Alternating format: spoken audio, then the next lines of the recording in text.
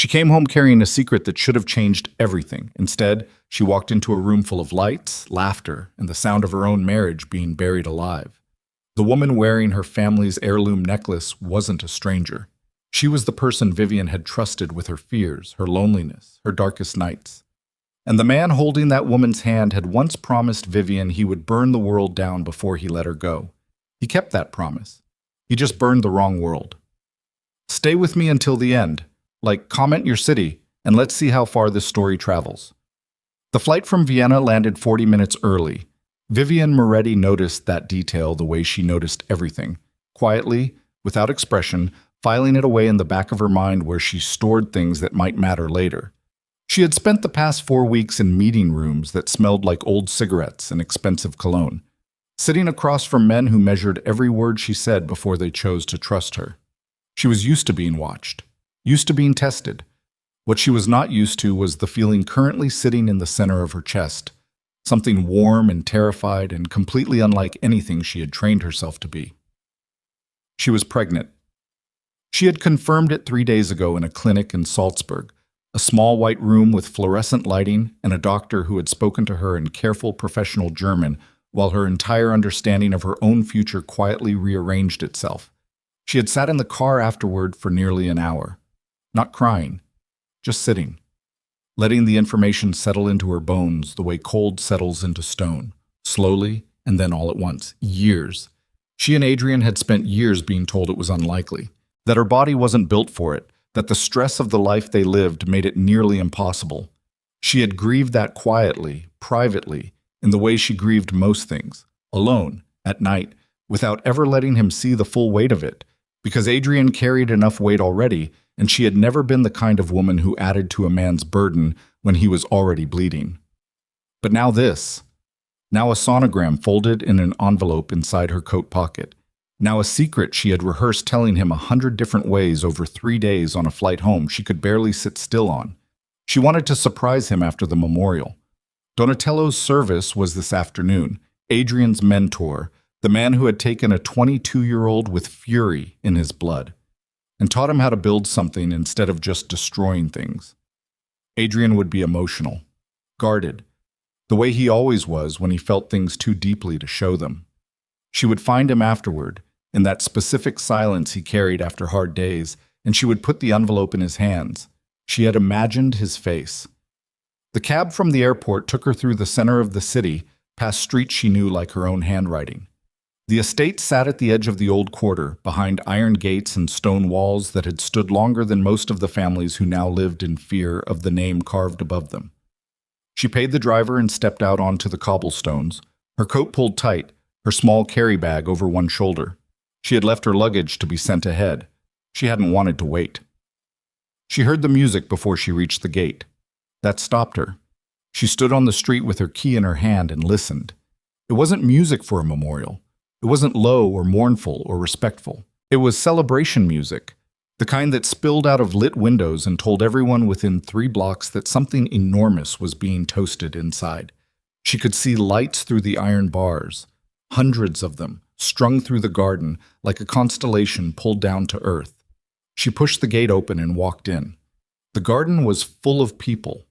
Not the usual circle, not just the inner family, not just the core of the syndicate's trusted names. This was broader. This was the kind of gathering you only assembled when you wanted witnesses. Men in dark suits she recognized from Rome, from Marseille, from Istanbul. Women draped in jewelry worth more than small countries. Waitstaff moving through the crowd with champagne she could smell from 20 feet away. No one noticed her at first. She moved through the edge of the crowd the way she always moved in rooms full of dangerous people, without announcing herself, without rushing, reading the space before she became part of it. She was looking for Adrian. She found him near the center of the garden, beneath the main arch where the lights were densest, where the attention of everyone present was naturally drawn. He was laughing. She couldn't remember the last time she had seen him laugh like that. Full, unguarded. The way he used to laugh when they were young and the weight of the empire hadn't yet settled permanently across his shoulders. Then she saw why. Standing beside him, her hand tucked inside his arm, with an ease that came from practice rather than novelty, was Serena Hale. Vivian's chest didn't seize. Her body didn't react the way it would in a film. No sharp intake of breath, no stumble backward. She was too well trained for that. Instead, everything inside her went very quiet, the way a room goes quiet, right before something structural collapses. Serena was wearing the necklace. The Moretti necklace. 3 generations of rubies set in black and gold, a piece so old and so specific that it existed in exactly one family's possession and had only ever been placed around the neck of one woman at a time. Vivian's mother-in-law had given it to Vivian on her wedding night with hands that trembled slightly and eyes that said, "This matters more than I can tell you." Serena was wearing it like it had always been hers. Vivian stood still. Around her, the crowd shifted and a path opened, not on purpose, just the natural movement of bodies. And suddenly, she was visible. A few people saw her first. She watched the recognition move across their faces, watched the way it changed the air. Then Adrian's gaze moved and found her, and the laughter stopped so completely it was as if someone had cut a wire. The silence spread. He didn't move. He didn't step toward her, and he didn't step back. He just looked at her with an expression she had never seen on his face before, something that might have been panic wearing the mask of resolve. "Vivian." His voice was controlled. Barely. "You weren't supposed to be back until tomorrow," she said. Her voice came out steady.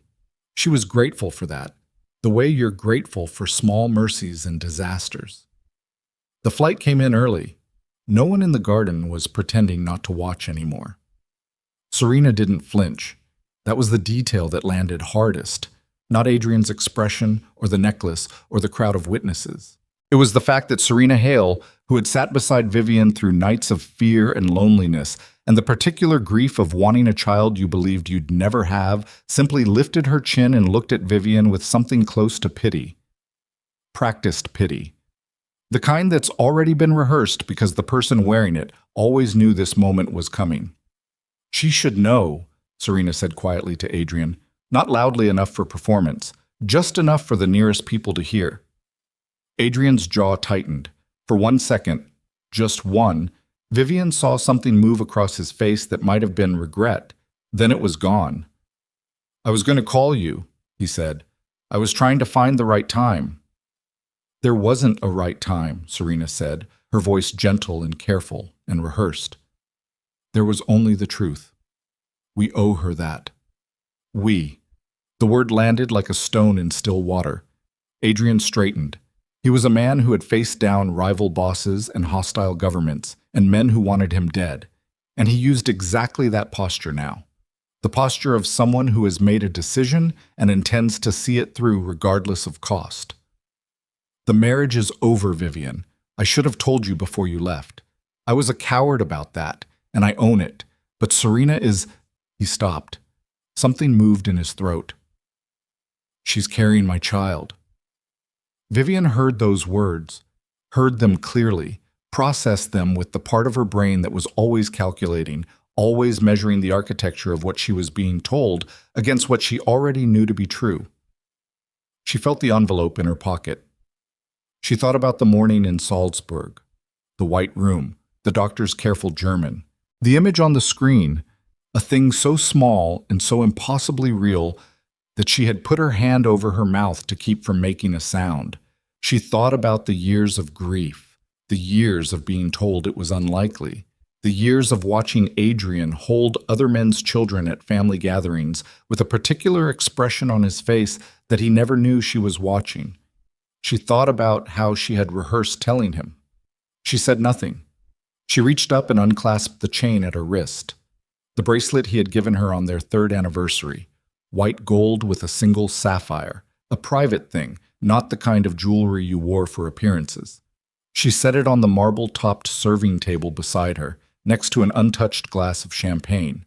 Then she removed her wedding ring. Then the engagement band. She placed them together beside the bracelet. She did not throw them. She did not make a scene. She set them down with the deliberateness of someone finishing a task cleanly. "Take care of yourself," she said. To no one in particular. To all of them. She turned and walked back toward the gate. Behind her she heard murmuring, the rustle of people recalibrating, and then Serena's voice saying something low and sympathetic to Adrian. She took it better than I expected. And then the gate clanged behind Vivian and the music from the garden was muffled, and she was on the cobblestones again in the cold dark with her carry bag and her coat, and a secret no one inside that garden knew existed. She did not stop walking until she reached the corner. There, in the shadow of a building that predated most of the ambitions of everyone at that party, Vivian Moretti pressed her back against cold stone and put both hands flat against her stomach. Not because she was in pain, because she needed something solid to hold on to that was entirely hers. She stood like that for a long time. She did not cry. She was too angry for that, and the anger had nowhere clean to go yet, so it sat inside her like a coal, not burning, not flickering, just sitting, waiting for air. She breathed through it, in and out, the kind of deliberate breathing she had learned in the early days, when Adrian had first brought her into his world, and she had needed to learn how to stay calm in rooms where fear was a liability you literally could not afford to show. Useful skill, it turned out, for more situations than she had anticipated. She started walking. She didn't have a destination yet. She just needed her feet moving and her mind working because that was the only combination that had ever gotten her through the worst nights of her life. The facts were simple. She cataloged them the way she cataloged everything, without sentiment, without decoration. Adrian had taken Serena as a partner. Serena was wearing the family necklace. There were witnesses from half of Europe's major criminal families present, which meant that whatever Adrian announced tonight would be treated as official within the syndicate by morning. Divorce was coming. It would be clean, and it would be public, and it would be managed like a business transaction because that was how Adrian handled everything he couldn't afford to feel. And somewhere in the middle of all that, somewhere in the careful architecture of that betrayal, was the fact that Vivian was 11 weeks pregnant with a child she had not yet told anyone about. She reached a bench near the river. She sat. She took the envelope out of her coat pocket and held it without opening it.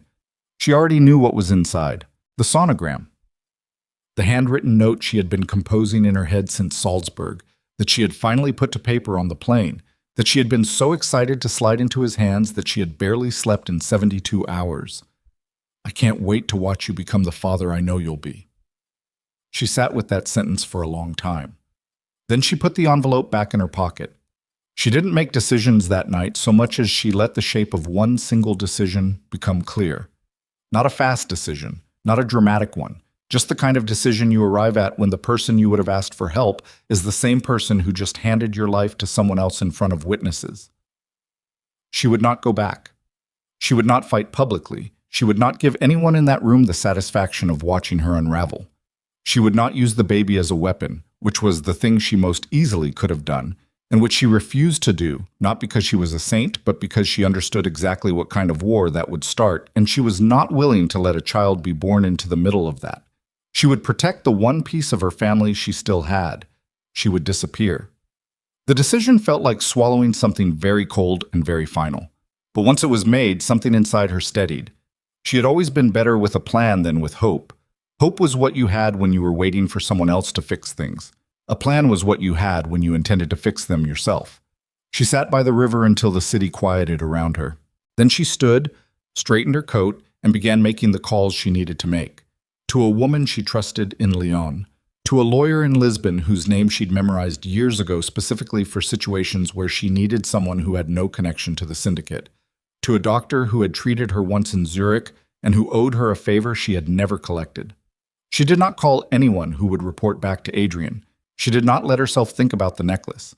If she thought about the necklace, she would stop moving, and stopping was the one thing she could not afford.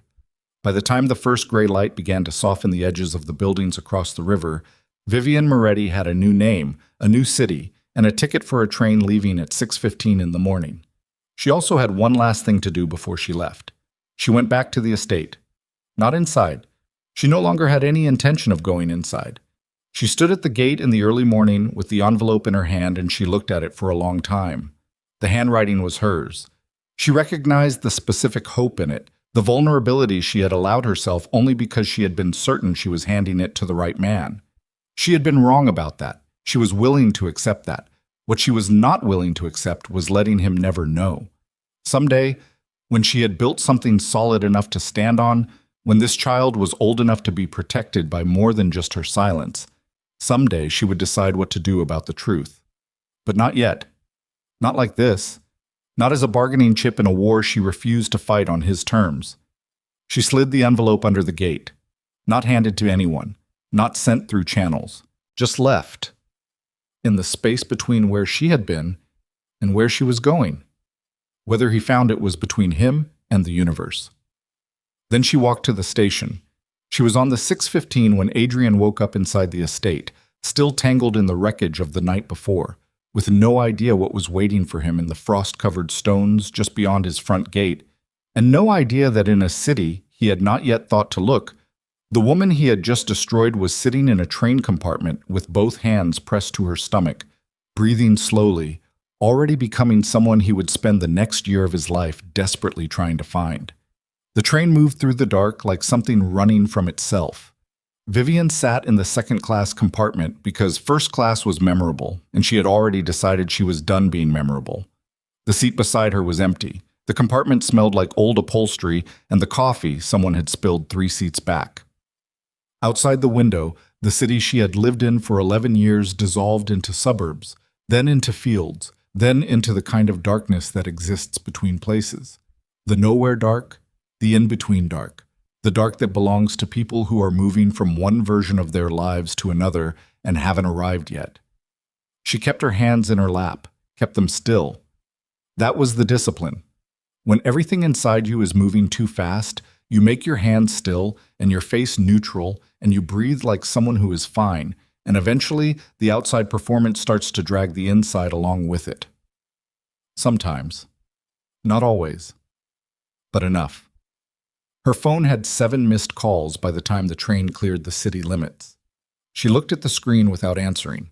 4 from numbers she recognized as Adrian's secondary line, the ones he used when he didn't want calls traced back to his primary. 2 from a woman named Claudette, who was Adrian's personal assistant and had always treated Vivian with a specific kind of professional warmth that communicated loyalty without ever committing to it. 1 from a number she didn't recognize, which was the one that made her pause longest, because unknown numbers in her world were rarely accidents. She turned the phone off. Not airplane mode. Off.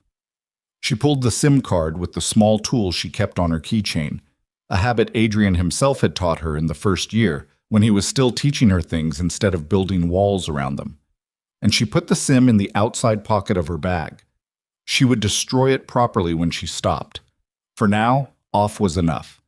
She pressed her forehead briefly against the cold window glass and watched the dark go by. The nausea hit somewhere around 4 in the morning. Not dramatic, just the low, persistent nausea that had been her body's dominant mode of communication for the past 3 weeks. She breathed through it with her eyes closed and thought about practical things. Lyon. The woman there. Margot, who had moved through the edges of 3 different criminal organizations over 20 years and emerged from all of them with her name clean and her mouth shut. Margot, who owed Vivian a debt that had never been named but had always existed between them like a hand on a shoulder.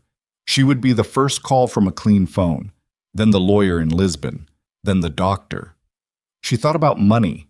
She had her own accounts, had always insisted on that, which Adrian had allowed because he trusted her, and because a woman who controls nothing is a woman with no reason to stay.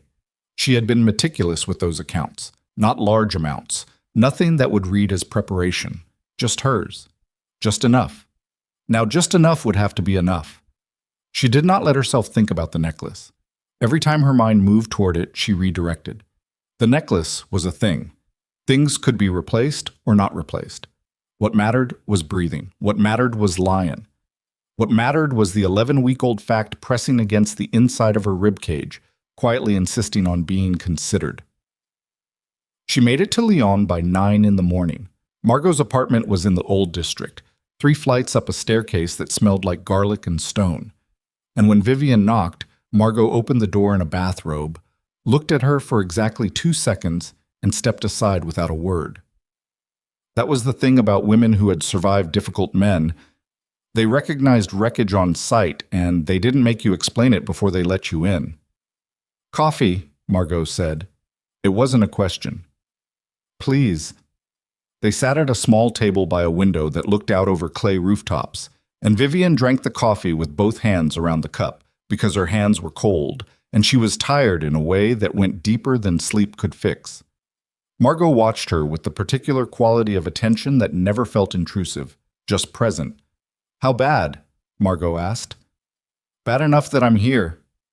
Adrian? Vivian looked at her coffee. Adrian?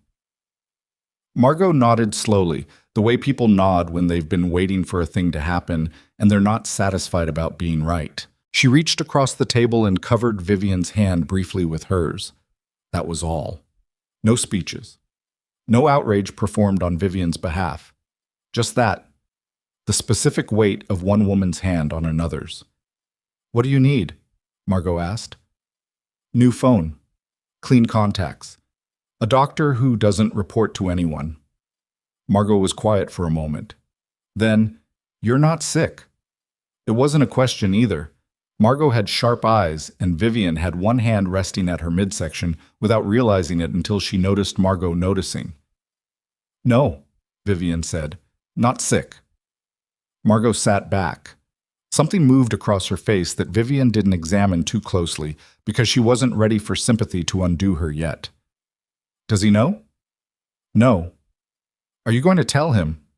Vivian picked up her coffee again. Not yet. That's not a no. No, Vivian said. It's not. Margot accepted that with a small nod and got up to make more coffee, and that was the end of that conversation for the moment, which was exactly what Vivian needed. Someone who understood that some decisions require time to solidify before they can be spoken about directly, and who didn't push the wet concrete just because they were curious about the shape. She stayed in Lyon for 9 days. In that time, she got a new phone, a new SIM, new accounts at 2 banks that had no record of connection to the Vescari Moretti syndicate. She had 3 appointments with a discreet OB who spoke fluent English with a Lyonnaise accent, and who asked no questions about the father and offered no opinions about the situation. The baby was healthy, small and stubborn and healthy, which Vivian had already suspected, something that determined had to be healthy. On the 7th day, she called the lawyer in Lisbon. His name was Carvalho. He had once helped Vivian mediate a dispute between 2 families that would have destroyed a significant portion of the Southern European syndicate's infrastructure, and he had done it quietly, without taking credit, which was why she trusted him. She told him about the divorce. He listened without interrupting. When she was done, he said 2 things: that her share of the marital assets under their original agreement was significant, and that if she chose to pursue it, she would win. She told him she didn't want to pursue it. Silence from Carvalho. Then, Vivian, that's considerable money. I know what it is. You're giving up. I know what I'm giving up, Marco. I need you to help me move what's mine into structures he can't touch or trace. Nothing from his side. Nothing that looks like I'm taking what he built. Just what was mine going in and what I've built independently. Another pause. That's a much smaller number. It's enough. She could hear him weighing things on the other end of the line. Then, you're protecting yourself from litigation. I'm protecting myself from a war, she said. There's a difference. He understood. He was good at his job because he understood differences like that. They spent 2 hours on the call, and by the end of it, Vivian's financial independence was as clean and as untouchable as she could make it without access to the resources she'd just refused. It was enough. She had told herself that twice now, and she intended to keep telling herself that until it became true in the way that repeated things sometimes become true. She left Lyon on a Tuesday, heading south, heading toward the coast and a city she had visited once years ago and remembered as the kind of place where a woman with a new name could go unremarkable. She did not look back. She had trained herself out of that specific habit years ago, and she was grateful for it now. Back in the city she had left, things were moving the way things move when powerful people decide a story needs to be told a certain way. Adrian Vescari was not a man who explained himself publicly. He had spent 15 years building a reputation for being the kind of man you didn't require explanations from. You simply accepted that decisions had been made and adjusted accordingly. It was, in many ways, the purest expression of the power he'd spent his life accumulating. But Vivian's disappearance created a vacuum that people rushed to fill, and the story that filled it was not one he'd written. By the third day after the gathering, the version circulating through the syndicate's inner families was this. Vivian had known for months about Serena. She had confronted Adrian privately, made demands he couldn't meet, and when he'd refused, she had left in jealousy rather than face the humiliation of a public divorce. She had abandoned her responsibilities to the alliance she'd been building in Vienna. She had prioritized her pride over the work. Adrian didn't correct this. He let it stand, which was a decision he made quickly without examining it too carefully, because the alternative, the truth that he had publicly humiliated his wife in front of half of Europe's criminal elite with no warning and no private conversation beforehand, was a truth that reflected badly on his judgment, and judgment was the one currency he could not afford to lose right now. Serena managed the story with the kind of skill that Adrian noticed without admiring. She was visible in exactly the right room, saying exactly the right things. Nothing too harsh about Vivian, nothing that would read as triumph, just measured sadness. Just a woman who hadn't wanted any of this to happen this way, who had tried to convince Adrian to handle it differently, who was doing her best to step into a difficult situation with grace. It was a masterful performance. Adrian watched it with the part of his brain that was always assessing and wondered briefly when she had gotten so good at it. Then he filed that thought under things he would examine later and went back to work. Except work was increasingly difficult. The Vienna Alliance, 3 months of Vivian's careful relationship building with families whose trust was not easily given, began showing signs of strain within 2 weeks. A meeting was postponed, then another. Then one of the family representatives sent a message through an intermediary that was politely worded and clearly communicated a need for reconsideration of terms. Adrian sent 3 different people to smooth it over. None of them had Vivian's particular gift for making dangerous men feel genuinely understood rather than merely managed. He didn't want to think about that. He thought about it anyway. His head of operations, a man named Falco, who had been with him for 8 years and who communicated primarily in terse sentences and significant silences, came to him at the end of the second week with a report that Adrian read twice to make sure he was reading it correctly. 2 of their financial processors, men who handled the movement of significant funds through legitimate-looking channels, had resigned without notice, citing personal reasons. The same week, a third man had simply not shown up and was not reachable by any means. "That's 3, Falco said, standing in the doorway of Adrian's office with his hands clasped behind him and his face doing nothing. "I can count," Adrian said, "in 2 weeks. "What's your read?" Falco was quiet for a moment, then, "I don't have one yet. I'm still looking." "Look faster." Falco nodded and left. Adrian stayed at his desk and looked at the financial report for a long time without seeing it. 3 resignations in 2 weeks was not statistically alarming on its own, but all 3 were in the same department. All 3 processed the same category of transactions, and none of the 3 had said anything specific when they'd left. No disputes, no complaints on record, nothing that left a clean explanation. He called Serena into his office that evening. She came in the way she always came in now, with ownership, with the specific ease of someone who had claimed a space and was comfortable in it. She was wearing the necklace. She wore it every day. He had stopped noticing it, which was itself a thing worth noticing, though he didn't notice that either. "The Vienna families are pulling back," he said without preamble. She sat down across from him. "I know. You know. Claudette mentioned it this morning. I didn't bring it up because I didn't want to." "Serena," his voice was flat, "I don't need to be managed." She paused. Something moved behind her eyes that she controlled quickly. "I wasn't managing you. I was being considerate. There's a difference." "Yes," she said. "There is." They looked at each other across the desk. It was the kind of look that had weight to it, the kind that happened between people who know things about each other and are currently deciding how much of that knowledge to deploy. "The alliance was Vivian's project," he said. "It was a syndicate project," Serena said, "built on relationships she spent 3 months cultivating, which should have been transferable. If those families had legitimate business reasons for the alliance, they should be able to. They trusted her, Adrian said. The words came out flat and factual, and he hadn't entirely meant to say them. Not the syndicate, her. That's how she worked. Serena was quiet for a moment. Then, carefully, we can rebuild those relationships. Can we? Yes. It will take time, but... She built them in 3 months, Adrian said, which was already considered fast. Another silence. Serena folded her hands in her lap. What are you saying, Adrian? He looked at her for a long moment. He was trying to find something, some version of the conversation he'd been avoiding since the night of the gathering, some entry point into the territory he'd been circling without going in. He couldn't find it. Not yet. He was still too close to the decisions he'd made to see their full shape. Nothing, he said finally. Go back to what you were doing. She went. She didn't slam the door. She closed it with a softness that was somehow louder. The 3rd week brought something worse than financial irregularities and cooling alliances. One of Adrian's oldest associates, a man named Brecken, who had known Adrian's father and who occupied the specific role of organizational memory that every long-running criminal enterprise needs someone to occupy, came to the estate on a Thursday afternoon unannounced. He was 71 years old, and he moved like a man who had already survived every kind of threat and had stopped finding any of them particularly impressive.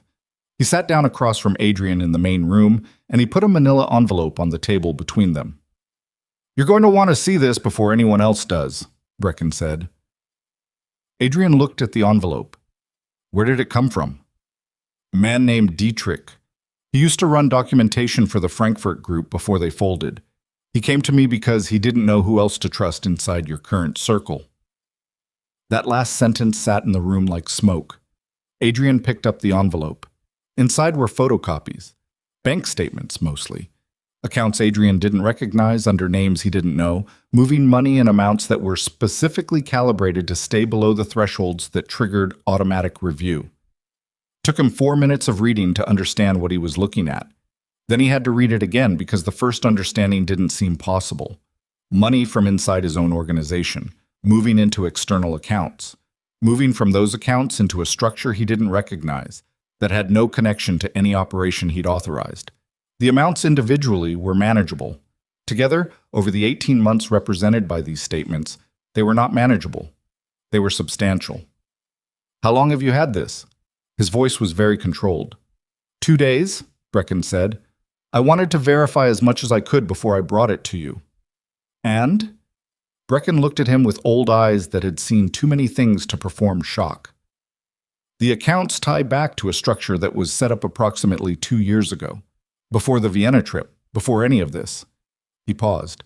Dietrich says there are more documents. He says he was approached 18 months ago by someone inside your organization and offered money to process certain transactions off book. Who approached him? He wouldn't give me a name on first contact. He's scared. Brecken looked at his hands briefly. He did say one thing. He said the person who approached him was someone close to you, someone you trusted completely. Adrian sat with that for a moment. That could be 20 people, he said. It could, Brecken agreed.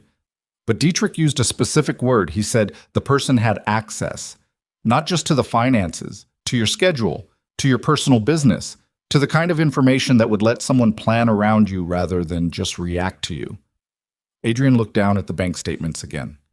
The dates were specific, and he was starting to do the math, starting to lay them alongside other dates in his memory, other moments, other things he had filed away as coincidences because at the time he'd had no reason to question them. He thought about 3 financial processors who had left in 2 weeks. He thought about the Vienna alliance suddenly losing confidence. He thought about Serena arriving in his life with such specific timing, not dramatically, not with a declaration, but gradually, incrementally, in a way that had felt so natural he had never once asked himself why a woman he'd known for years was suddenly present in his world at this particular level of proximity. He thought about Vivian, standing at the edge of his garden in the cold, her face so controlled it hurt to remember. He thought about the way she had put her rings down, not thrown them, set them down. Like a woman who had already decided something before she walked through the gate, and the only question had been whether she could hold herself together long enough to make the exit clean. He put the papers down on the desk. "Find Dietrich," he said. "Put him somewhere safe. Don't tell anyone you're doing it." Brecken nodded. "And Brecken?" The old man paused at the door. "Was Vivian's name anywhere in those documents?" Brecken looked at him steadily. "No." "Was there anything in those documents that implicated her in any of this?" "Nothing," Brecken said. "Not even adjacent." Adrian looked at the wall for a moment. Then he said, "Thank you for bringing this to me directly." Brecken left without another word. Adrian sat alone in the room for a long time after that. He sat with the specific quality of stillness that comes not from calm, but from a man who is trying to hold very still while the full weight of what he has done and what has been done to him, and the considerable difference between those two things, begins to settle on him all at once. He had made a decision in that garden. He had made it publicly, in front of witnesses, with the kind of finality that he knew could not be undone by a phone call or an apology or a private conversation. He had made it because he had believed something absolutely, and he had believed it absolutely because he had been very carefully arranged to believe it. And Vivian had been standing there with something in her coat pocket that he hadn't known about, had stood there and listened to everything, had put her rings on the table with both hands steady, had said, "Take care of yourself," in a voice that gave away nothing. He didn't know yet what she had been carrying. He wouldn't know for months, but something in the architecture of that memory had been bothering him since the morning after. Some detail he couldn't quite access, something about the way she'd moved when she walked away, one hand slightly at her side, protective of something, present in a way that he hadn't been able to read in the moment because he'd been reading everything else. He was starting to be able to read it now. He picked up his phone and called Claudette. "I need you to find out where Vivian went," he said when she answered. A pause. "Adrian, I know, just find out what you can. Starting point, direction, anything. Don't tell anyone I asked." "Serena is going to Claudette." His voice dropped to the register he used when he was done having a conversation.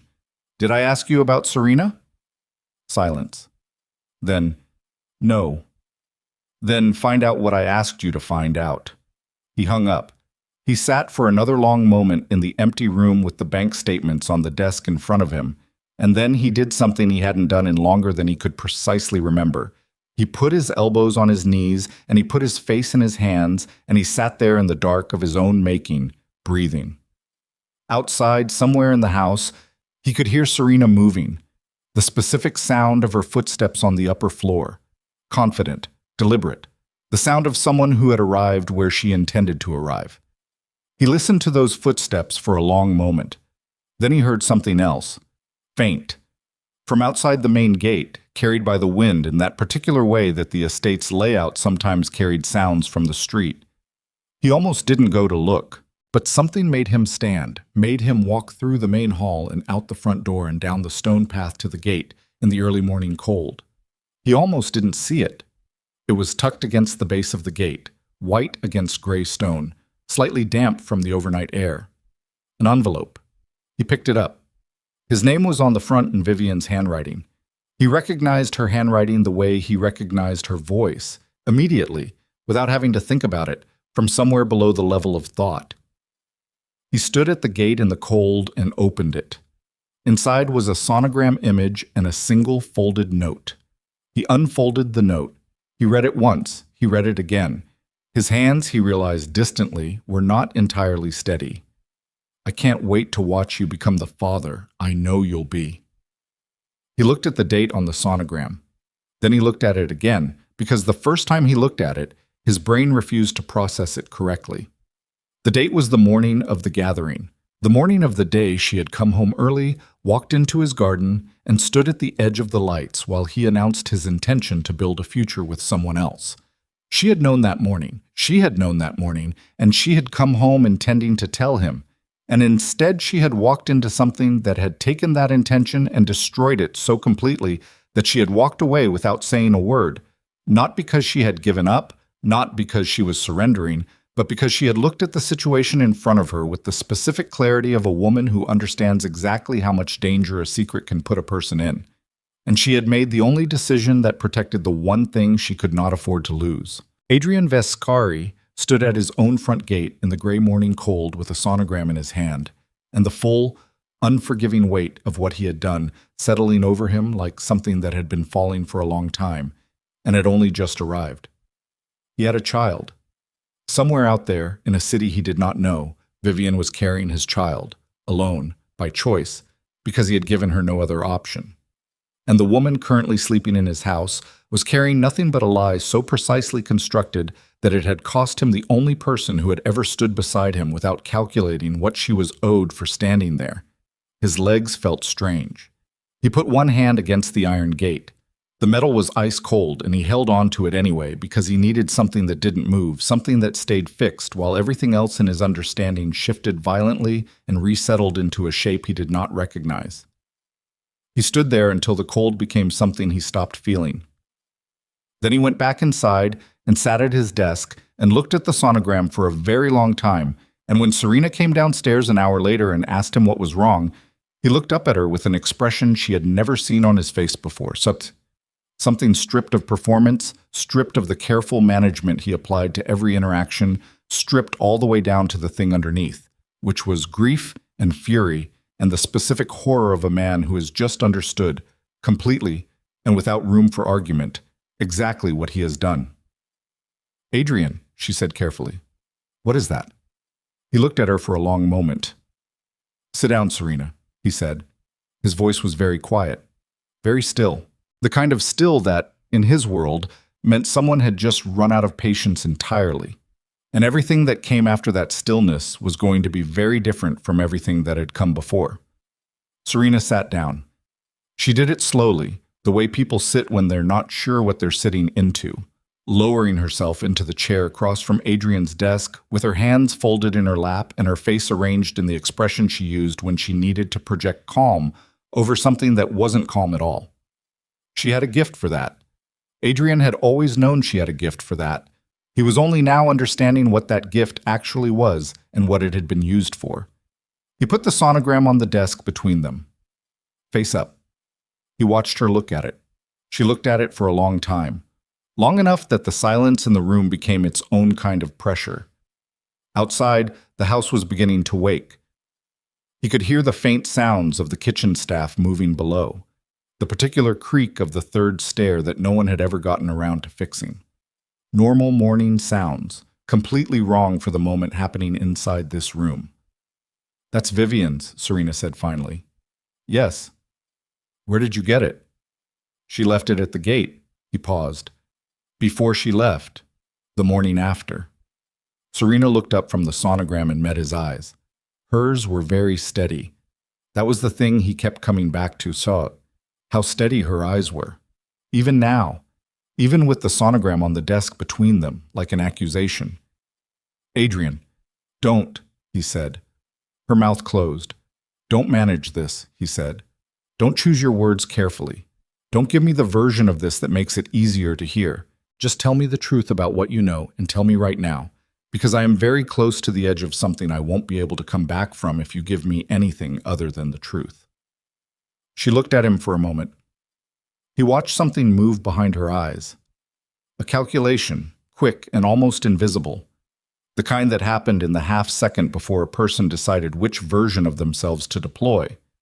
He had seen that calculation in boardrooms and back alleys and interrogation chairs.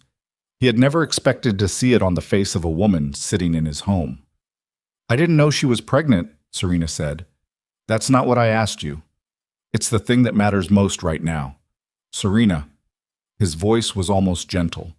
That was the most dangerous version of his voice, and she knew it. He watched her recognize it. "I have financial documents on this desk that show 18 months of money moving out of my organization into accounts I don't recognize. I have 3 processors who disappeared in 2 weeks. I have the Vienna Alliance pulling back for no reason they've explained directly. And I have a sonogram that tells me my wife was pregnant when she walked out of that gate." He let the silence sit for exactly 3 seconds. "So what I'm asking you right now in this room is very simple. What do you know and when did you know it?" The morning light was coming through the window behind him. It fell across the desk, across the sonogram, across Serena's hands in her lap. He watched those hands. They were still. She was very good at still. I knew about the financial structure, she said. The words came out flat. Not confessional, not the unburdening of guilt, just flat. The tone of someone who has decided that a particular piece of information is no longer worth protecting and is releasing it with the minimum necessary expenditure of emotional energy. Adrian said nothing. He waited. I didn't build it, she said. I was approached, about 2 years ago, by Cresswell. Cresswell. Adrian let the name land without reacting to it.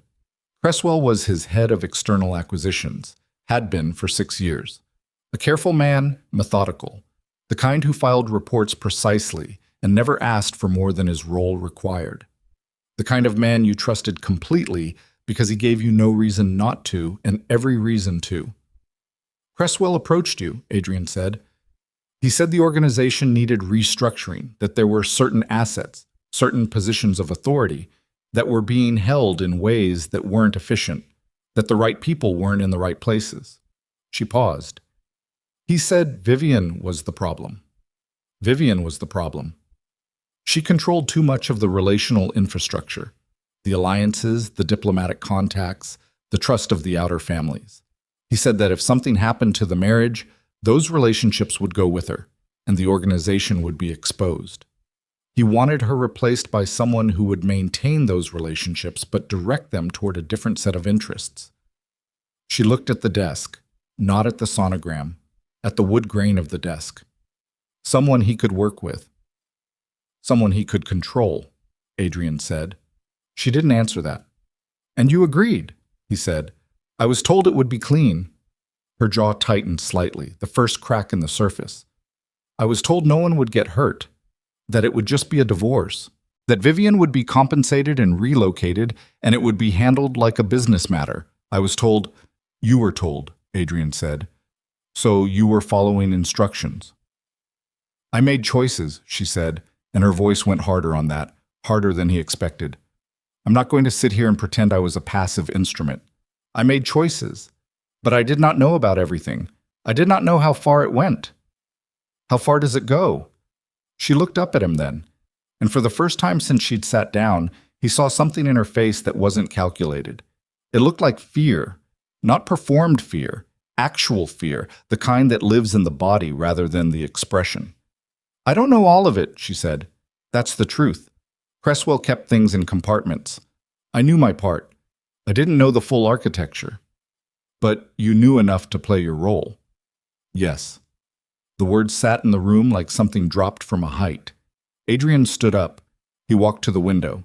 He stood with his back to her and looked out at the garden, where the light still hung from the night of the gathering. No one had taken them down yet. They were just there, dark now and slightly wilted-looking in the morning light, like a party that had gone on too long.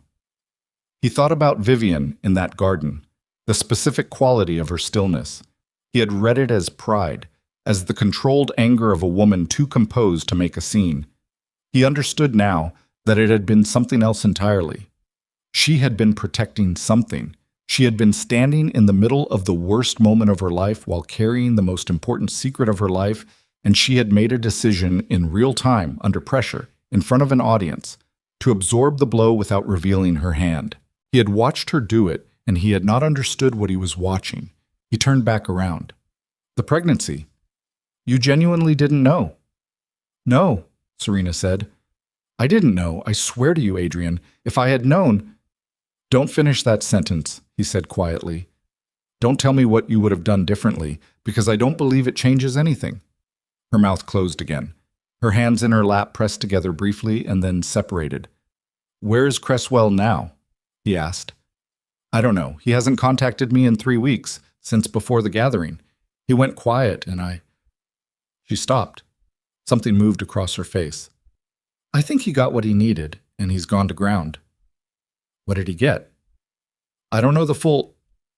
Serena. The name came out like a door closing. What did he get? She breathed in through her nose. There were documents, asset transfer documents, Things that were signed during the period when you were managing the Vienna timeline and the memorial arrangement simultaneously, and there was a lot of paper moving through the office, and Claudette was routing things to you for signature, and some of those things were... She stopped. Some of those things were not what they appeared to be on the surface. The cold that moved through Adrian then was not the cold from the window or the morning air. It was internal. It moved from his chest outward, and it was very precise and very clean, the way cold is when it comes from inside rather than outside. He had documents signed. During the 3-week window before the gathering, when you were most distracted. What was transferred? I don't know all of it. Give me what you know, she told him. It took 7 minutes. He stood at the window the whole time and didn't move and didn't speak, and let her lay it out piece by piece. The subsidiary holdings, the external-facing investment structures, the layer of legitimate businesses that sat over the syndicate's core like a skin, that provided its public face and its financial cover and through which a very significant portion of its real wealth was processed and protected. Most of it was gone.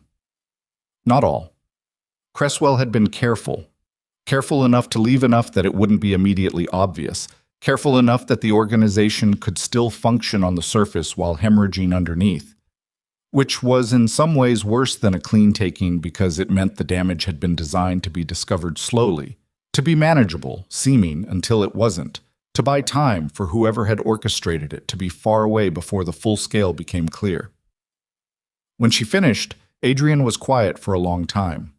Then he walked to the door of the study and opened it and called for Falco. Falco appeared in under a minute.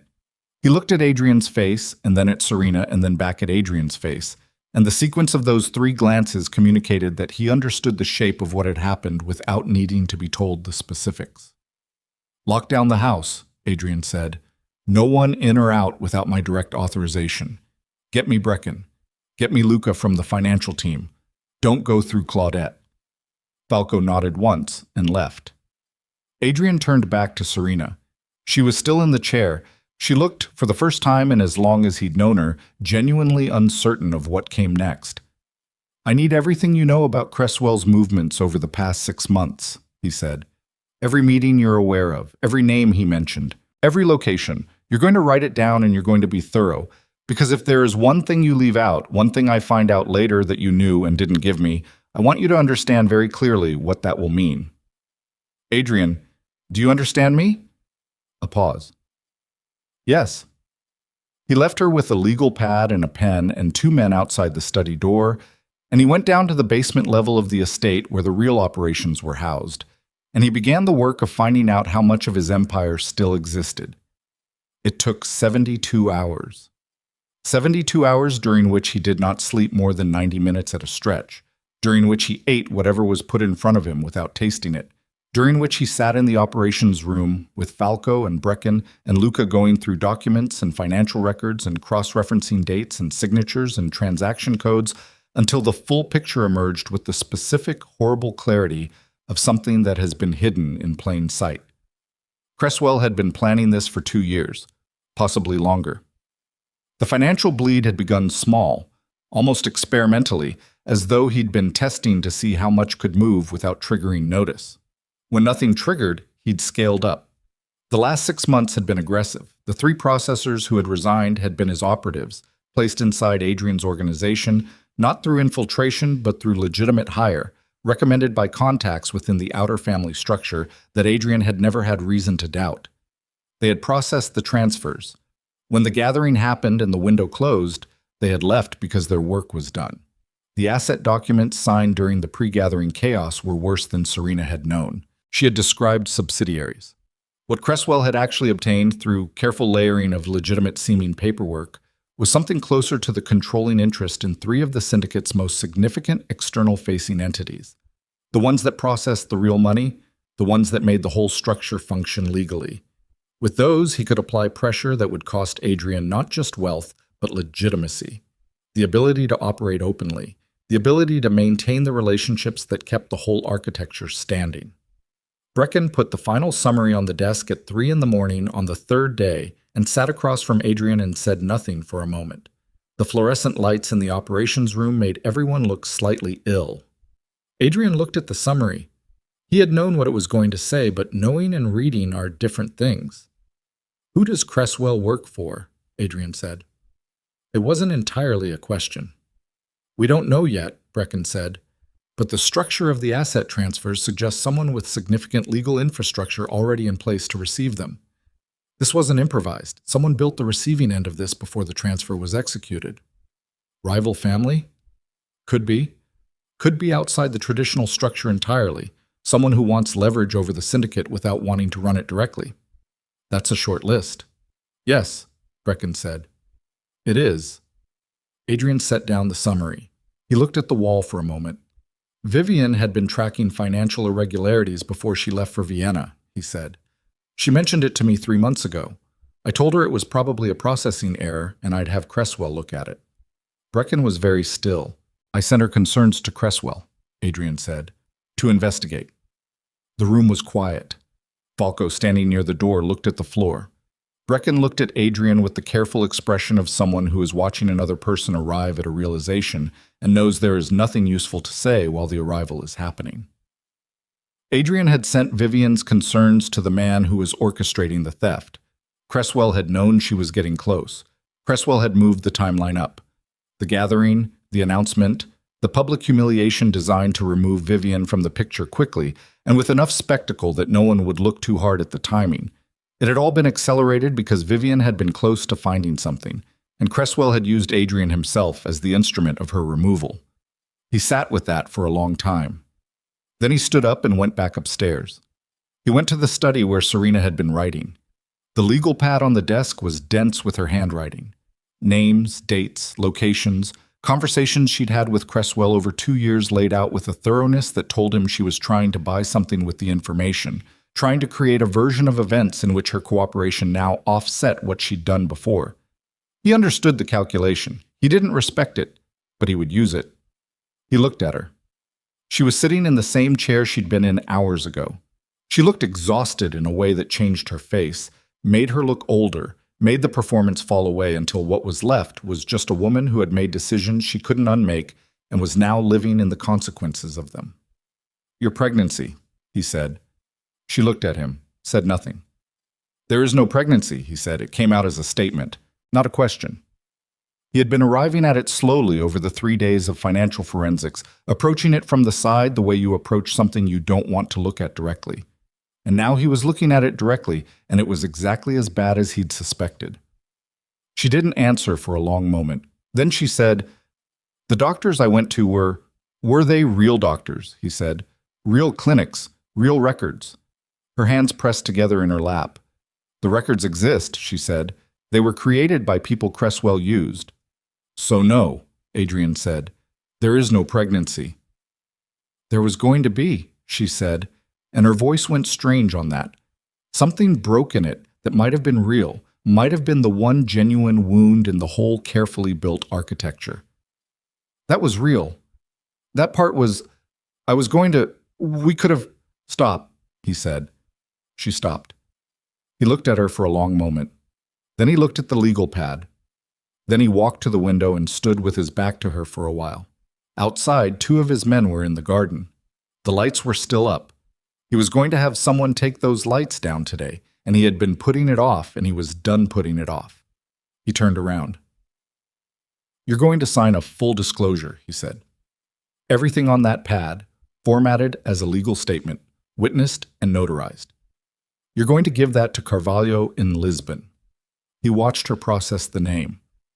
Watched her understand that he knew the lawyer, that he was already moving in directions she hadn't anticipated.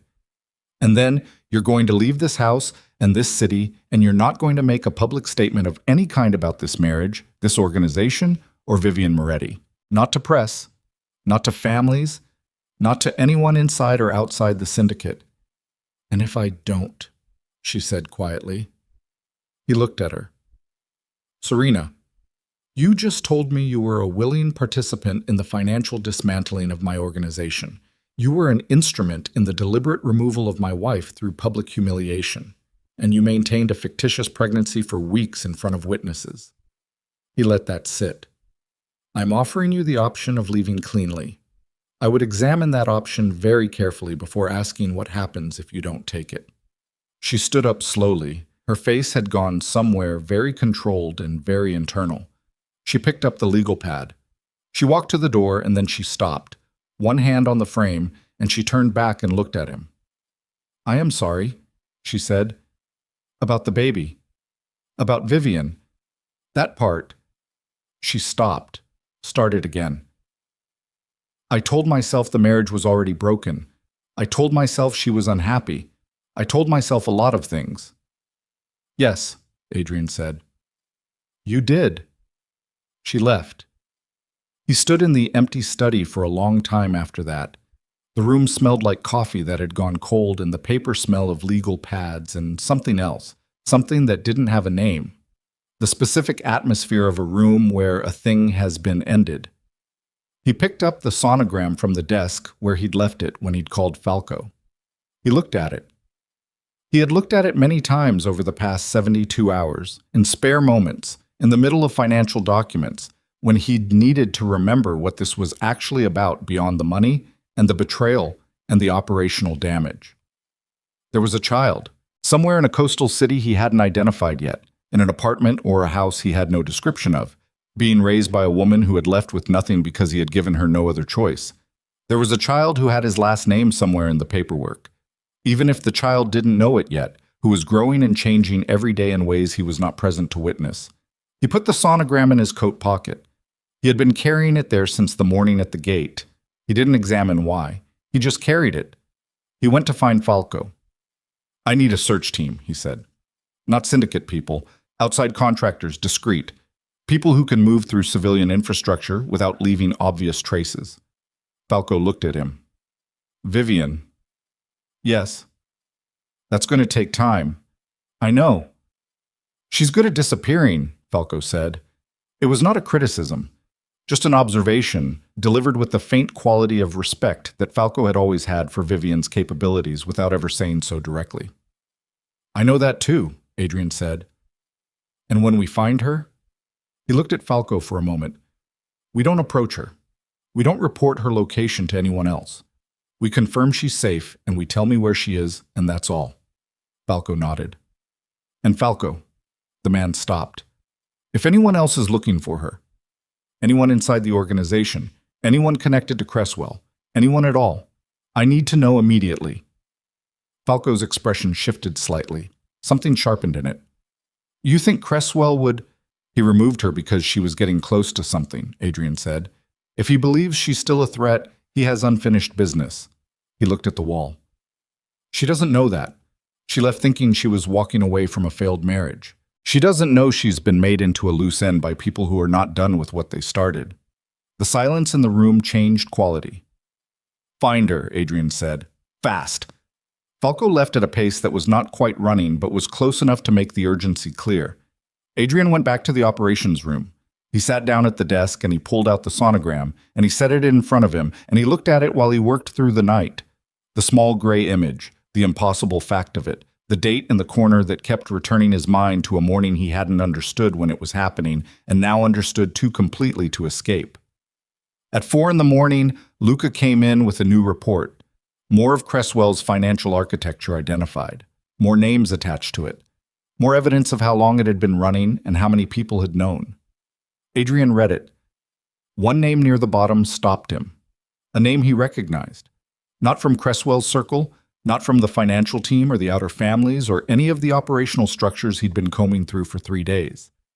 A name from further back.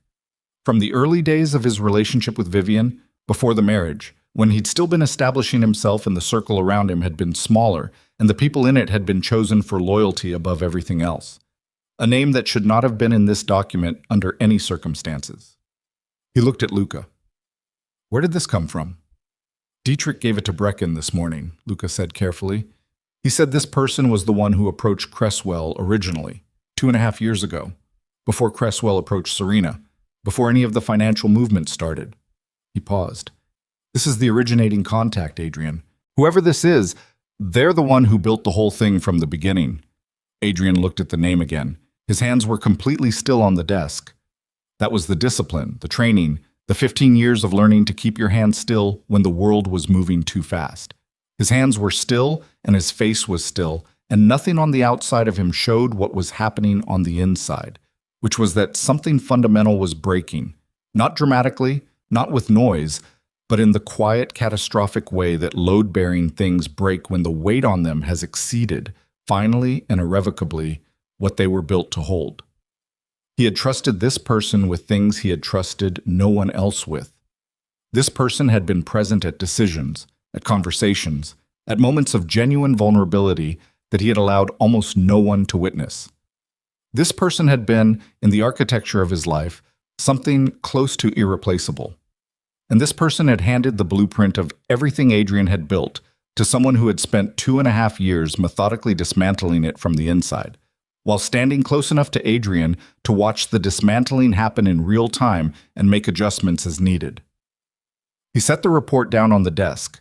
He looked at the sonogram beside it. He looked at the name in the report. He looked at the gray light beginning to appear in the single high window of the operations room. Then he stood up and walked out of the room and down the hall and stopped in front of a door on the north side of the house and stood there for a moment with his hand raised to knock, and everything he thought he knew about his own life rearranging itself one final time into a shape he recognized as the truth, ugly and complete, and impossible to unknow. He knocked. The door opened. Claudette stood in the frame in a robe and bare feet, her gray hair loose around her shoulders, looking at him with eyes that had gone very alert very quickly in the way that guilty people's eyes go alert when they hear a knock at an hour they've been dreading. She was 63 years old. She had worked for the Viscari household for 19 years. She had managed Adrian's schedule, his correspondence, his personal logistics, his private communications. She had been, in every practical sense, the connective tissue of his daily life for nearly 2 decades. She looked at his face. She knew. He could see that she knew that he knew, and he could see her deciding in real time how to play the next 30 seconds. And he watched that decision happen behind her eyes with the particular sick clarity of a man who has spent 15 years reading people in high-stakes rooms and is now applying that skill to someone he had trusted absolutely. "Adrian," she said. Her voice was careful, controlled. "Can I come in?" he said. It wasn't a question. She stepped back. The room was small and neat in the way that private spaces become when someone has lived in them a long time and learned exactly what they need and nothing more. A narrow bed, made with precision, a desk with a lamp still on. She had been awake then, or had not yet slept. A single photograph on the wall that he had seen before without looking at it, and now he looked at it. Claudette, younger, with a man he didn't recognize, and a teenage boy who had her mouth and her eyes. He had never asked her about that photograph. He sat in the chair beside the desk without being invited. She sat on the edge of the bed. She was doing the thing she was very good at. The stillness, the patience, the particular quality of waiting that he had always read as professional composure and was now reading as something else entirely. He put the report on the bed beside her. He watched her look at it. He watched her look at her own name. She didn't pick it up. She looked at it the way you look at a thing you've known was coming and have spent a long time not looking at directly. "Dietrich," she said. "Yes." She nodded slowly, not denying, just acknowledging the route by which it had arrived. "I always thought Dietrich was the weak point," she said. "I told them that. They said he was managed. They were wrong." "Yes." She looked up from the report and met his eyes. They were wrong about several things. The lamp on the desk threw a small, warm circle of light into the room. Outside the window, the sky was beginning to go from black to the specific dark blue that comes before dawn. Adrian sat in the chair with his hands on his knees and looked at the woman who had been the most consistent presence in his professional life for 19 years and tried to find something in her face that explained it. He couldn't find it. That was the thing about very good betrayals. The person doing the betraying had to be fully present, had to be genuinely themselves in all the interactions that weren't the betrayal. Otherwise, the cover didn't hold. The warmth had been real.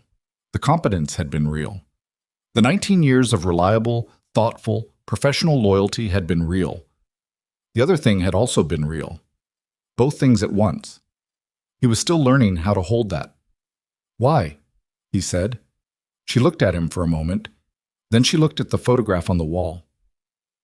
My son, she said. He looked at the photograph, the teenage boy with her eyes. He got into trouble, she said. 12 years ago, before you expanded into the Southern Territories. He was young, and he was stupid, and he got involved with people he didn't understand, and when things went wrong, those people held what he'd done over him, over both of us. She paused. Cresswell's principals found out about it. They came to me 4 years ago. They said they could make the problem disappear, that my son could have his life back, clean, no record, no threat. She stopped. All I had to do was give them access. Access to me. To your schedule, your movements, your signature process. She folded her hands in her lap. I told myself it was information, just information. I told myself they were going to use it for leverage, business leverage, the kind of thing that happens between organizations all the time. I told myself no one was going to get hurt. You told yourself a lot of things, Adrian said. The echo of what he'd said to Serena hours ago hit him as he said it, and he felt the particular exhaustion of a man who is surrounded by people who told themselves things. Yes, she said. I did. Did they keep their word? About your son? Yes. She said it without satisfaction. He has a good life now, a family. He doesn't know what I did. The room was quiet for a moment. Outside, a bird started somewhere in the garden, tentative and early, the first sound of morning. You routed the documents to me during the Vienna period, he said. The ones Cresswell needed signed. You managed the signature flow. Yes. You knew what they were. A pause. Not completely. I knew some of them weren't what they appeared. I didn't know the full scope. She looked at her hands. I think I chose not to know the full scope. Vivian came to me 3 months before she left for Vienna, he said. She had noticed financial irregularities. I sent her concerns to Cresswell to investigate. You copied that conversation. Claudette closed her eyes briefly. Yes. You told them she was getting close. Yes. And the timeline accelerated. Yes. Her voice had gone very quiet. Not broken. Claudette wasn't a woman who broke easily, which was part of why she'd survived this long. But quiet in the way that people go quiet when they're carrying weight they've been carrying alone for a long time and have finally set it down, even if setting it down means everything falls apart. Adrian stood up. He picked up the report from the bed. He looked at her for a long moment. This woman who had managed his life, who had known his habits and his schedule and his private fears better than almost anyone alive, who had been the instrument through which his own trust had been turned against him and the people he loved. Your son, he said. Where does he live? She looked up. Something moved in her face, the first real fear he'd seen. Adrian, I'm not going to touch him, he said. I need to know if Cresswell's people have a line to him, if they can use him to pressure you further or to pressure me through you. She stared at him. Then something in her shifted. Something released. Turin, she said. He lives in Turin. I'm going to have someone check that he's safe, discreetly, without telling him anything. He paused. And then I'm going to need you to do one more thing for me. She waited. I need you to call Cresswell, he said. I need you to tell him that I've found the sonogram, and I've confronted Serena and I'm coming apart. Tell him I've sent Falco to find Vivian with orders to bring her back, that I'm not thinking clearly, that I'm in reactive mode, that now would be a good time to apply direct pressure if he intends to. He looked at her steadily. Can you do that convincingly? She held his gaze for a long moment. Yes, she said. I can. Then do it, and Claudette. She stopped. After this is over, after all of it, I want you out of this house and out of this organization. Clean, no consequences beyond that. For you and for your son. He let that sit. But if you run before it's over, or if you warn him, the offer goes away. Do you understand me? Yes, she said. I understand you. He left her room, and went back down to the operations level, and for the next 4 hours the estate moved with a specific controlled urgency that the people inside it recognized as the difference between Adrian Vescari managing a crisis and Adrian Vescari hunting. They were different modes. The first was defensive. The second was not. By 8 in the morning, Claudette had made the call. By 9, Cresswell had responded. Not to Claudette directly, but through the movement of 2 men who appeared in the street outside the estate's perimeter, watching. Falco's people clocked them within 6 minutes. Adrian was told. He looked at the information and felt something settle in him that wasn't calm but was adjacent to it. The specific settling that happens when a situation stops being murky and becomes simply a problem with a physical location. Cresswell was in the city. He hadn't run yet, which meant he still thought he had leverage. He still thought the asset transfers were clean and undiscoverable. He still thought Adrian was in the dark about the full architecture. He was about to find out otherwise. Adrian put on his jacket. He checked the inside pocket. The sonogram was there. He had not stopped carrying it. He was not entirely sure why he kept carrying it, except that it kept him tethered to the thing that mattered beyond all of this. Beyond Cresswell and the assets and the betrayals stacked inside betrayals like rooms inside rooms, it kept him tethered to the fact that there was a child. And the child had not chosen any of this, and everything he was about to do had to be clean enough that the child could eventually be told about it without it becoming a source of shame. That was the new standard. He had not had that standard before. He was surprised to find how much it clarified things. He went to find Falco. They took 3 cars. Not a convoy. Staggered, different routes, arriving at different times at a location that Dietrich had finally provided in exchange for the safety guarantee Brecken had negotiated. A building in the warehouse district on the east side of the city, the kind of building that existed in most large cities as a buffer between the industrial infrastructure and the residential. Not abandoned, just underused. The kind of place where the presence of men coming and going at irregular hours attracted no particular attention because the whole neighborhood operated on the same principle. Cresswell was on the 2nd floor. Adrian knew this because they had been watching the building for 6 hours before he got in the car, and in those 6 hours they had established entry points, exit routes, the number of people inside, and the specific room where the primary activity was concentrated.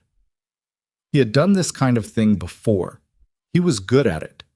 What was different today was the feeling in his chest when he got out of the car in the warehouse district's gray morning light.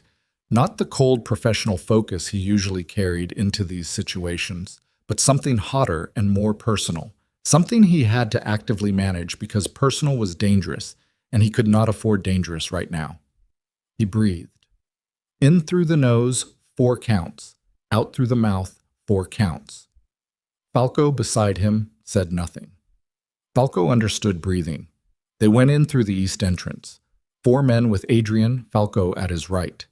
The building smelled like industrial solvent and old wood. The stairs to the 2nd floor were metal, and Adrian took them deliberately, not fast. Fast made noise, and noise removed the advantage of surprise, and surprise was the only thing that made this clean. The door at the top of the stairs was unlocked. That was the first thing that registered as wrong. Not alarming, but noted. Adrian pushed it open and went through. The room was large and lit by work lamps, and it contained 3 people. 2 of them Adrian didn't recognize. Younger men positioned near the windows, who saw Adrian and reached for the inside of their jackets, and then stopped when they saw the number of people behind him, and made the specific calculation that people make when they realize the math has changed. The 3rd person was Cresswell. He was sitting at a table in the center of the room with a laptop and several stacks of paper. And when the door opened, he looked up with the expression of a man who has been expecting an interruption and has already decided how to play it. He was in his mid-50s, slight, with wire-rimmed glasses, and a face that had always read as careful and methodical because that was what he was. He looked at Adrian, and then at the men behind him, and then back at Adrian, and he took off his glasses and set them on the table with a deliberateness that was either genuine composure or the performance of it. With Cresswell, it had always been difficult to tell the difference. "Adrian," he said. "Get up," Adrian said. Cresswell looked at the 2 men by the windows. Some signal passed between them that Adrian caught, a slight head movement, a shift of weight, and one of the men moved toward the door on the far side of the room. Falco was already moving. It was over very quickly and without the gunfire that it could have involved, which Adrian noted as a mercy primarily for the sake of the noise. Cresswell stayed in his chair. Adrian walked to the table and stood across from him and looked at him for a moment. 15 years. Cresswell had been in the organization for 15 years, had been head of external acquisitions for 6, had sat in rooms with Adrian through negotiations and crises, and the specific moments of decision that determined whether an organization survived or didn't. He had been, in Adrian's assessment, one of the most reliable people he employed. "How long, Adrian said. "Longer than you know," Cresswell said. "Shorter than you're going to imagine." That's not an answer. 4 years of active planning, 2.5 of active execution. He said it without apology, just facts. "I want you to know that the people I work for have no interest in destroying you personally. This is about the assets, the holdings, the external structure. You personally can survive this." That's generous? It's practical. You're more useful intact than destroyed. You still have the core relationships, the family connections, the reputation. That has value. My principals understand that. "Your principals," Adrian said. "Who are they?" Cresswell smiled slightly. The smile of a man who has one card left and knows it. "That's not something I'm going to tell you here. You understand that puts you in a difficult position. I understand that telling you puts me in a more difficult one." He folded his hands on the table. "Adrian, think about what you're doing. The assets are already transferred. The legal architecture is already in place. You can spend the next 5 years fighting this in courts and arbitrations across 6 jurisdictions. Or you can accept a negotiated settlement that gives you back a significant portion of what was moved and allows everyone to move forward." "Negotiated settlement," Adrian said. "Yes. For the organization you dismantled from inside, using my own signature, while standing in my house." Cresswell held his gaze. "In this business, everyone uses the tools available to them. You know that." Adrian looked at him for a long moment. The work lamps hummed. Outside, somewhere, a truck was moving through the warehouse district, and the sound of its engine came through the walls like something distant and normal, and completely unrelated to what was happening in this room. "You approached Claudette 4 years ago," Adrian said. A slight pause. "Yes. You held her son's situation over her. We provided leverage. Yes. You used Serena to manage the personal side, to remove Vivian. Vivian was getting close." He said it without hesitation. "She was methodical and she was smart and she had access to enough of the financial picture that it was a matter of time. Removing her was necessary." "She was pregnant," Adrian said. The room was very quiet. Cresswell looked at him. Something shifted in his face. Not guilt, not remorse, but the specific recalibration of a man who has received information he didn't have and is rapidly assessing its implications. "I didn't know that," he said. "I know you didn't," Adrian said. "If you had, you'd have used it." Cresswell didn't deny it. Adrian reached into his coat pocket and took out the sonogram and put it on the table between them. He didn't know exactly why he did it. It wasn't a strategic move. It wasn't calculated. It was something else, something that needed to be present in the room, needed to be on the table between him and this man, the physical fact of the most important consequence of everything that had been orchestrated here. Cresswell looked at the sonogram. He looked at it for a moment without speaking. Then he looked up at Adrian, and something in his careful, methodical face shifted by a small amount in a direction that might have been the closest thing to discomfort he was capable of showing. "How far along?" he said. "Old enough," Adrian said, "that she's out there somewhere raising my child alone because your operation needed her removed before she found you." Cresswell looked at the sonogram for another moment. Then he looked up. "I'll give you Dietrich's full contact chain," he said. "Every name between me and the principals. The full architecture of the receiving structure for the asset transfers. Enough for your lawyers to challenge the legality across all 6 jurisdictions." He paused. "In exchange for a clean exit. You'll give me names. Everyone above me, on record, signed." Adrian looked at him. "Why?" Because I've been doing this for 30 years and I know when a situation has gone outside acceptable parameters.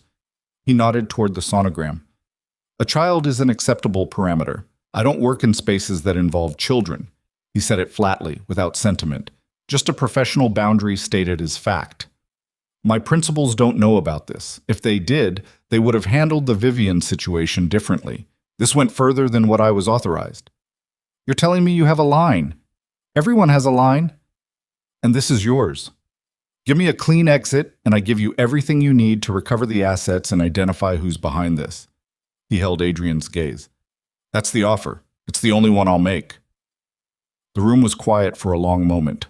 Adrian stood at the table with his hands at his sides and looked at Cresswell and felt the full weight of the choice in front of him. The kind of choice that had two wrong answers, and the question was only which wrong answer you could live with.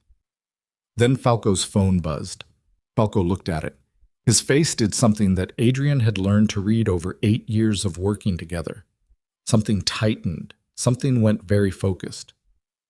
Adrian, Falco said quietly. He turned. Falco held the phone out so he could see the screen. A text from one of the contractors they'd sent to look for Vivian. Not a location, not good news. 3 words and an attachment. She's been found. Not by them. The attachment was a photograph. A street. A coastal town.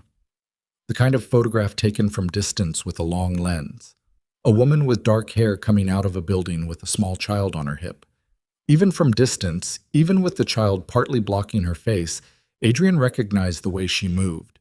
And standing on the other side of the street watching her was a man he didn't recognize. He showed the photograph to Cresswell. Cresswell looked at it for 3 seconds. Then he looked up at Adrian and his expression had changed completely. The negotiating composure, the professional steadiness, all of it was gone, replaced by something that was genuinely alarmed. I didn't order that, he said.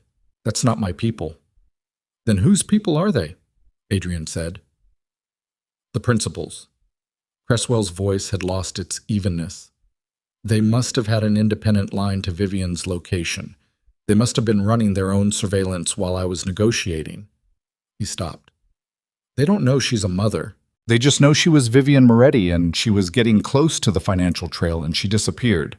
He looked at Adrian with something that was now unambiguously urgent. To them, she's still a loose end. Adrian was already moving. He grabbed Cresswell by the front of his jacket with one hand.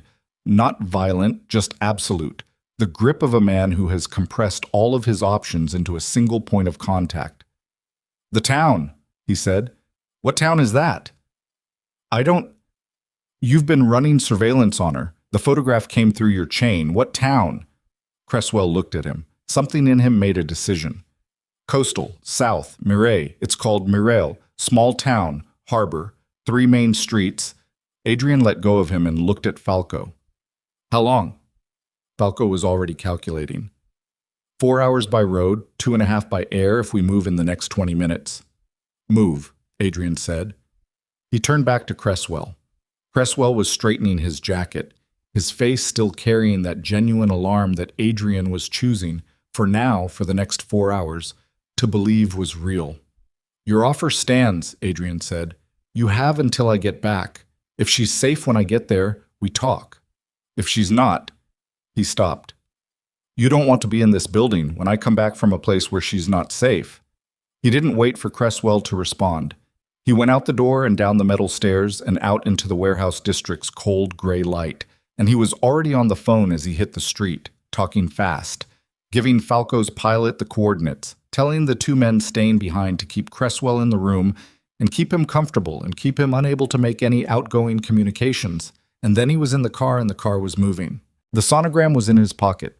He pressed his hand flat against it through the fabric of his coat and felt the paper underneath and thought about a child who had never met him, who had his eyes according to the report from the contractor, who was currently on a street in a coastal town called Mireille, in the arms of the only parent he had ever known.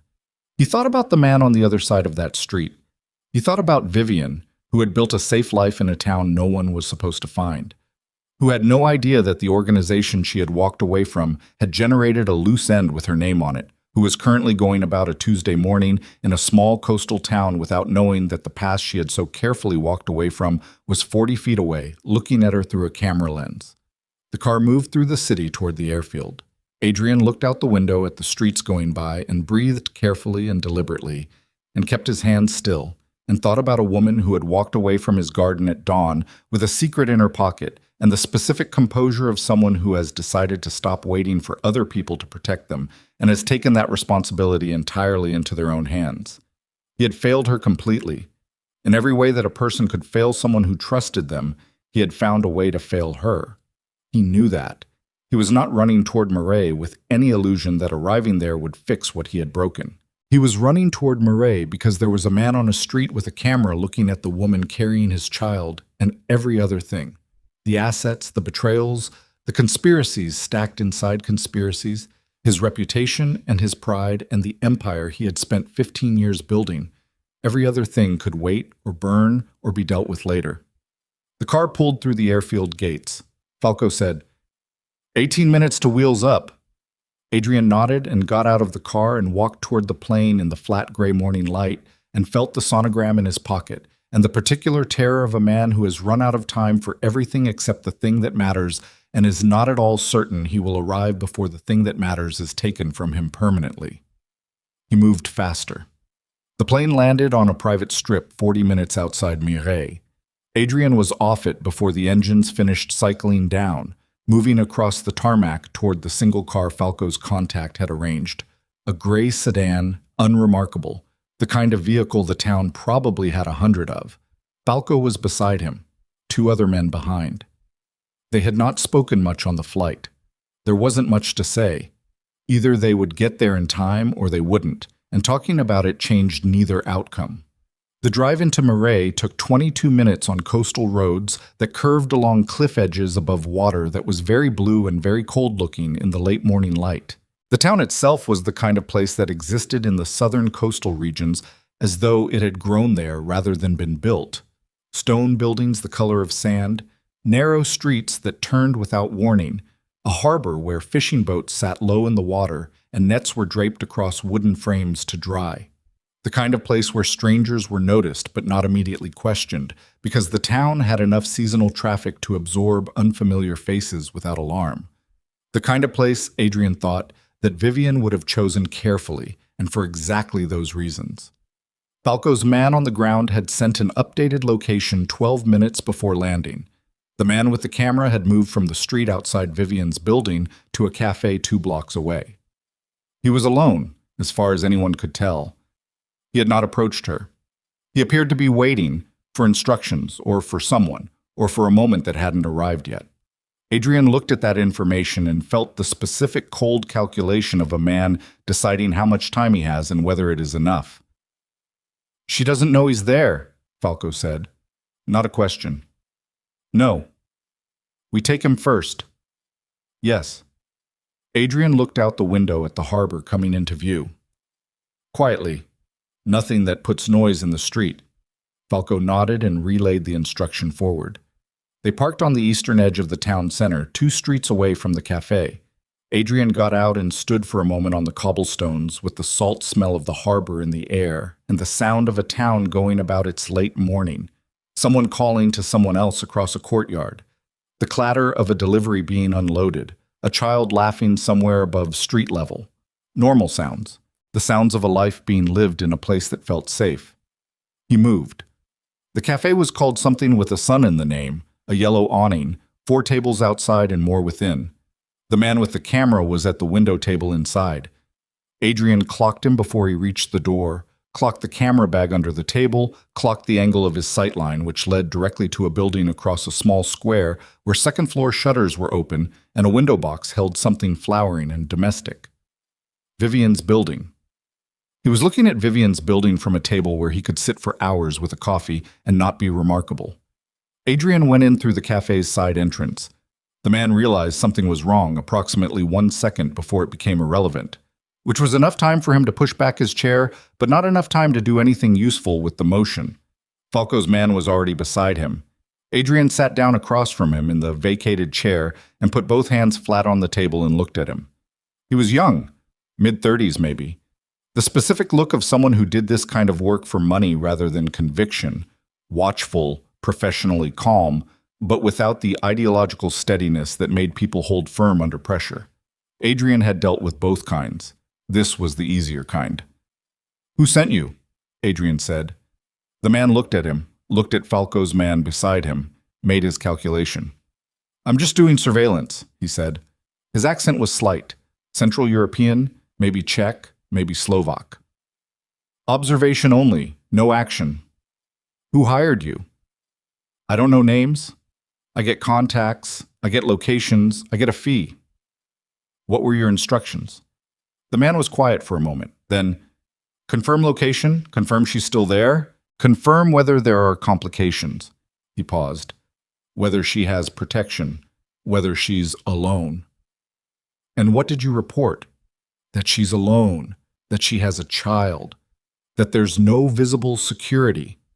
Adrian's jaw tightened by a specific amount that he controlled before it showed in his face. "When did you report that?" "This morning, early." "And what was the response?" The man looked at the table.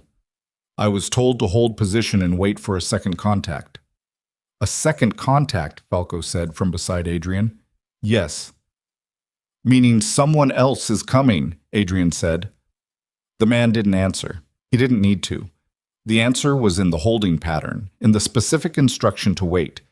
You don't send someone to hold position after an observation report unless the observation report has triggered a decision that requires a different kind of presence than a camera. Adrian stood up. He looked at Falco. "The building." They left the man in the cafe with two people ensuring he stayed there, and they moved across the square at a pace that was fast without being conspicuous, Adrian in front, watching the street around him with the specific peripheral attention of someone who has spent 15 years moving through spaces where the danger was rarely where you were looking directly. The building was 4 stories, stone, a green door at street level. The intercom panel beside the door had 12 units. Adrian looked at the names beside the buttons and found the one he was looking for. Not her real name.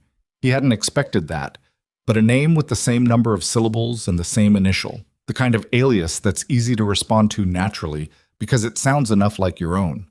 A small tell, the kind you only left when you'd been in a place long enough to stop being careful about the small things. He pressed the button. Silence. Then the intercom clicked. "Yes." Her voice, flattened by the cheap speaker, immediately recognizable anyway. He had known her voice for 12 years. He said nothing. A longer silence. Then, "Who is this?" He still said nothing. He waited. He was counting on the specific quality of a silence that belongs to one person being recognizable to another person after 12 years of shared space. The intercom clicked off. 20 seconds passed. 30. Then the green door opened from inside and Vivian Moretti stood in the doorway in jeans and a dark sweater with her hair pulled back and her face carrying the expression of a woman who has been surprised by something she somehow also expected. And on her hip, one arm looped around her neck with the easy grip of a child who has been carried this way so many times it has become a natural position, was a boy who was somewhere around 18 months old and who had dark eyes and a watchful quality that Adrian recognized because he had seen it in mirrors his entire life. They looked at each other, he and Vivian, across the threshold of a doorway in a coastal town in the south. While the harbor sounds moved through the streets, and the morning light fell across the stone, and the child on her hip looked at him with those dark, familiar eyes, and then looked at his mother's face to determine how to feel about what he was seeing. Vivian's face was doing something complicated. He could see the layers of it, the shock underneath the composure over the shock, and beneath both of those, something raw and more difficult that she was working very hard to keep below the surface. "You found me," she said. "Yes." "How long have you known?" 3 days, he said. "I didn't know until 3 days ago." Her eyes moved from his face to Falco and then to the street behind him, reading the situation with the same quick accuracy she'd always had. "What's happening?" "There's a man in the cafe across the square," Adrian said. "He's been watching this building since at least this morning. He reported your location this morning and was told to hold for a second contact." He watched her absorb that, watched the mother's response move through her before anything else. Her arm tightened around the boy, just slightly, just enough. "Come inside," she said. The apartment was on the second floor. It was small and clean and had the specific quality of a space that had been made into a home through deliberate effort rather than accumulation. Things chosen carefully, nothing extraneous, a child's drawings pinned to one wall beside a window that looked out over the square. A kitchen that smelled like coffee and something sweet. Toys on a rug near the sofa, organized into piles with the casual organization of a child who has been gently taught that things go back where they belong.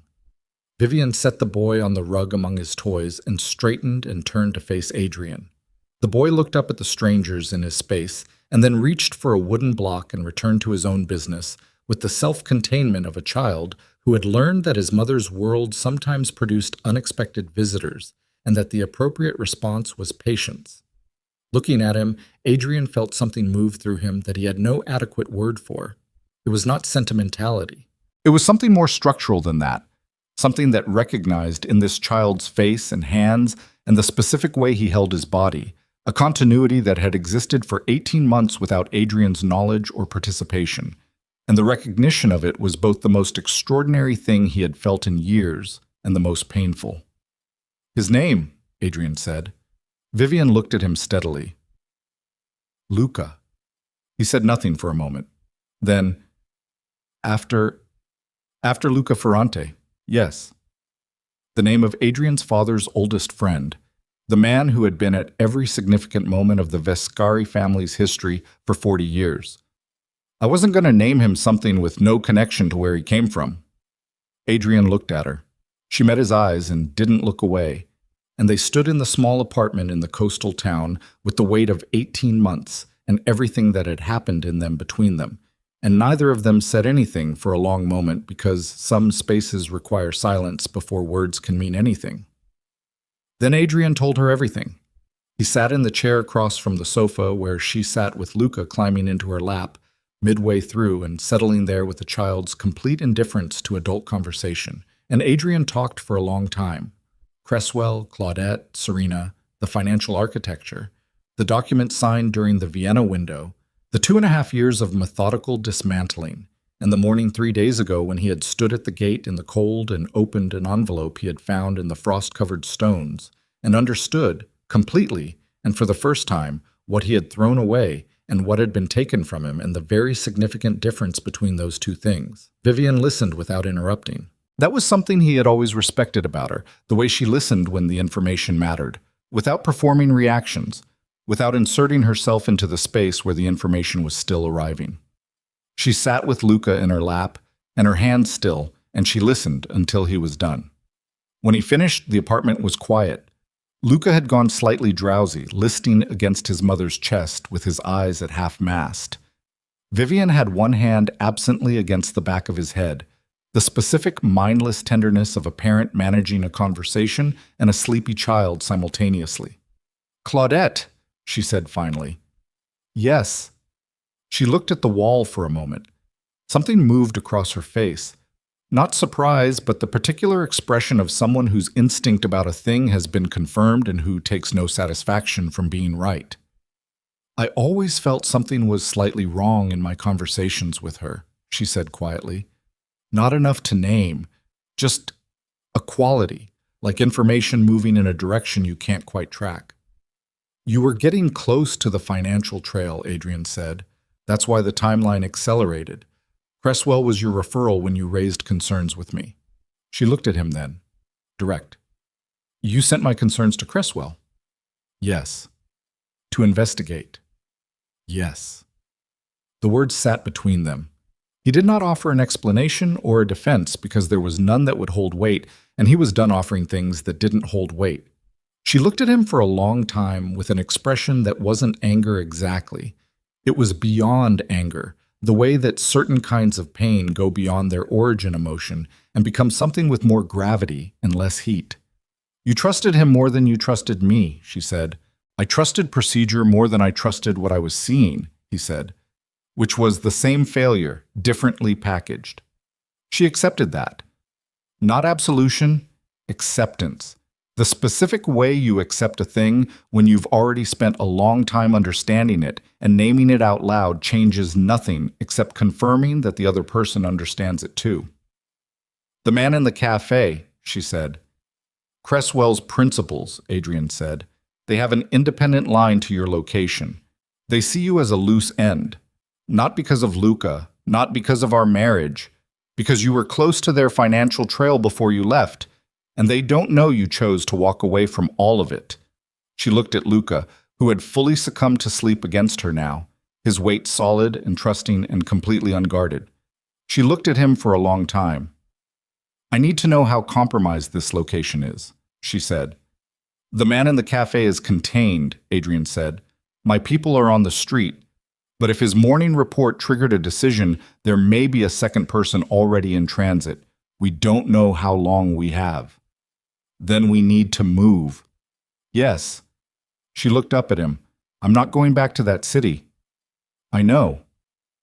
"I'm not going back to that life." "I know that too," he said. "That's not what I'm asking." She held his gaze. "What are you asking?"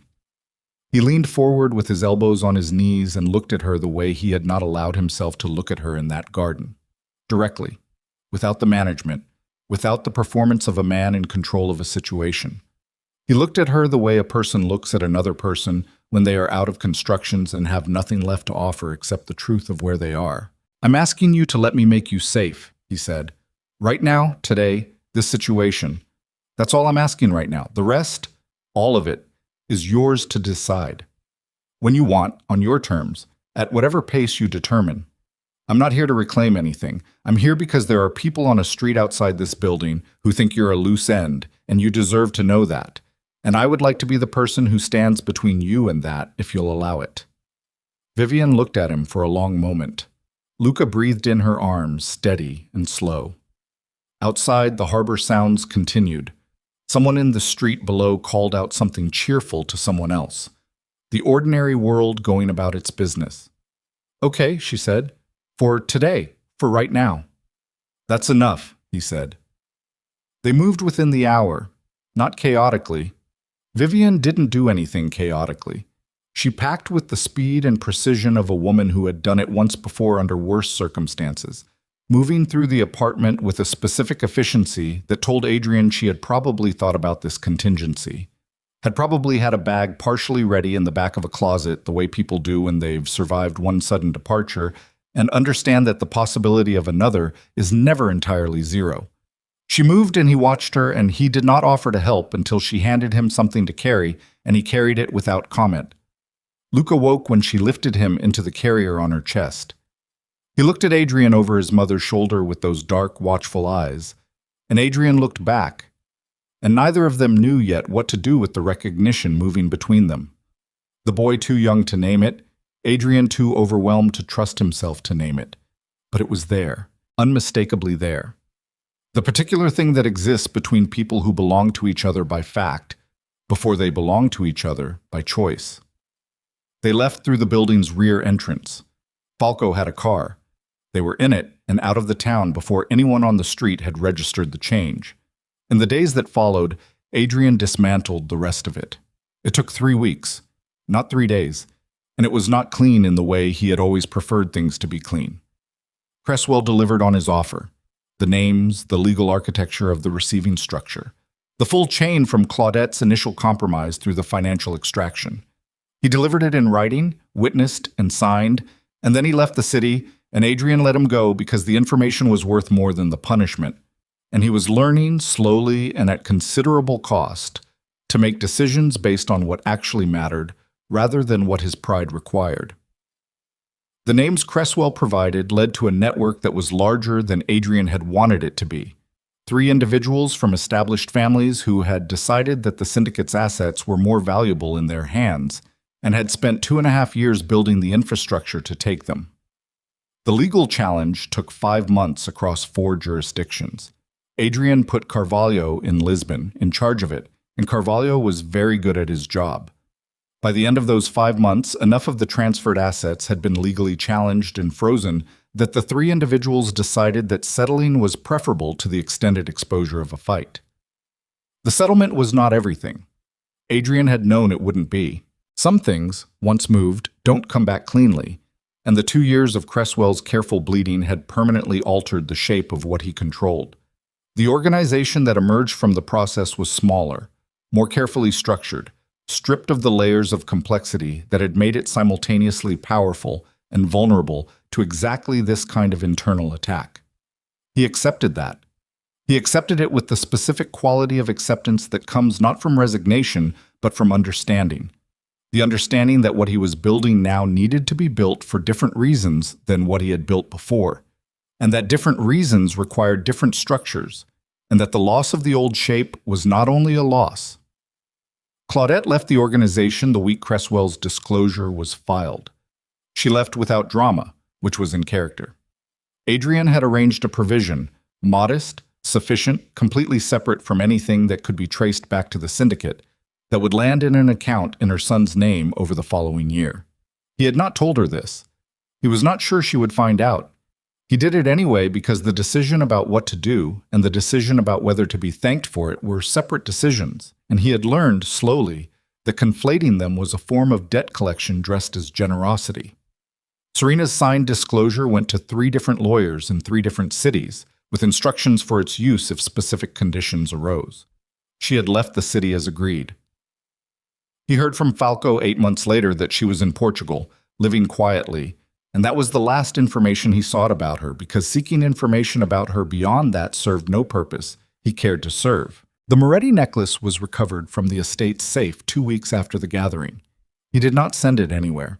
He put it in a box, and the box went into a drawer, and it stayed there. He moved out of the estate. It was the decision that surprised people most: Brecken, Falco, the remaining members of the inner circle who had expected that once the dust settled, things would resume from the place they'd been interrupted. But the estate was a building that contained the specific shape of decisions he had made there that he did not want to walk past every day while trying to build something different. He found a smaller house, less visible, less symbolic, less everything the estate had been about. A place that felt like somewhere a person lived rather than somewhere a person held court. He began appearing in Mireille every 2 weeks. Not to press, not to argue or negotiate or leverage the situation into something that served his preferences.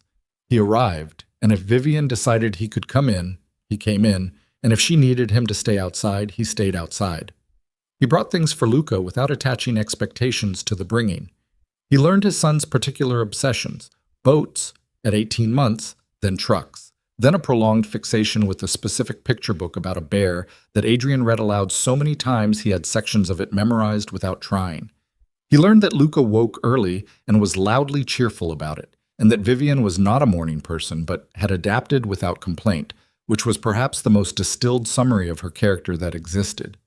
He learned these things slowly, in increments, the way you learn someone when you are allowed only partial access and must be patient with the partiality. It was the hardest thing he had ever done. He had been patient in negotiations, patient in long operations, patient in the specific strategic sense that involved waiting for an opponent to make an error. This was different. This patience was not strategic. It had no plan underneath it. It was just showing up and accepting whatever the showing up produced, and doing it again, and doing it again after that. There were nights, in the smaller house, when he sat at a table with a glass of something he didn't particularly taste and thought about the specific chain of failures that had produced his current circumstances. Not as self-punishment, he was done with that, or trying to be, because self-punishment was just another form of self-centering, just another way of making the story primarily about himself. He thought about it the way you think about a route on a map after you've already arrived at the wrong destination, not to undo the journey, which was not possible, but to understand it well enough that you didn't take the same wrong turns when you started moving again. He thought about the night he had looked at Vivian standing at the edge of the garden lights and read her silence as defeat instead of as what it actually was, which was the most costly misreading of his life.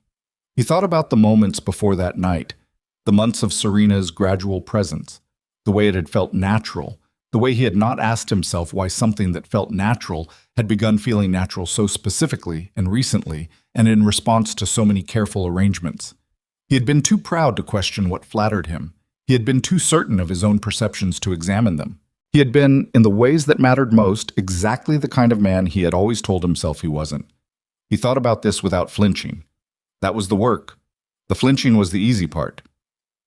Luca said his name for the first time on a Thursday morning 11 months after Mireille, not father. He was 2 years old and working through his vocabulary with the specific chaos of a 2-year-old.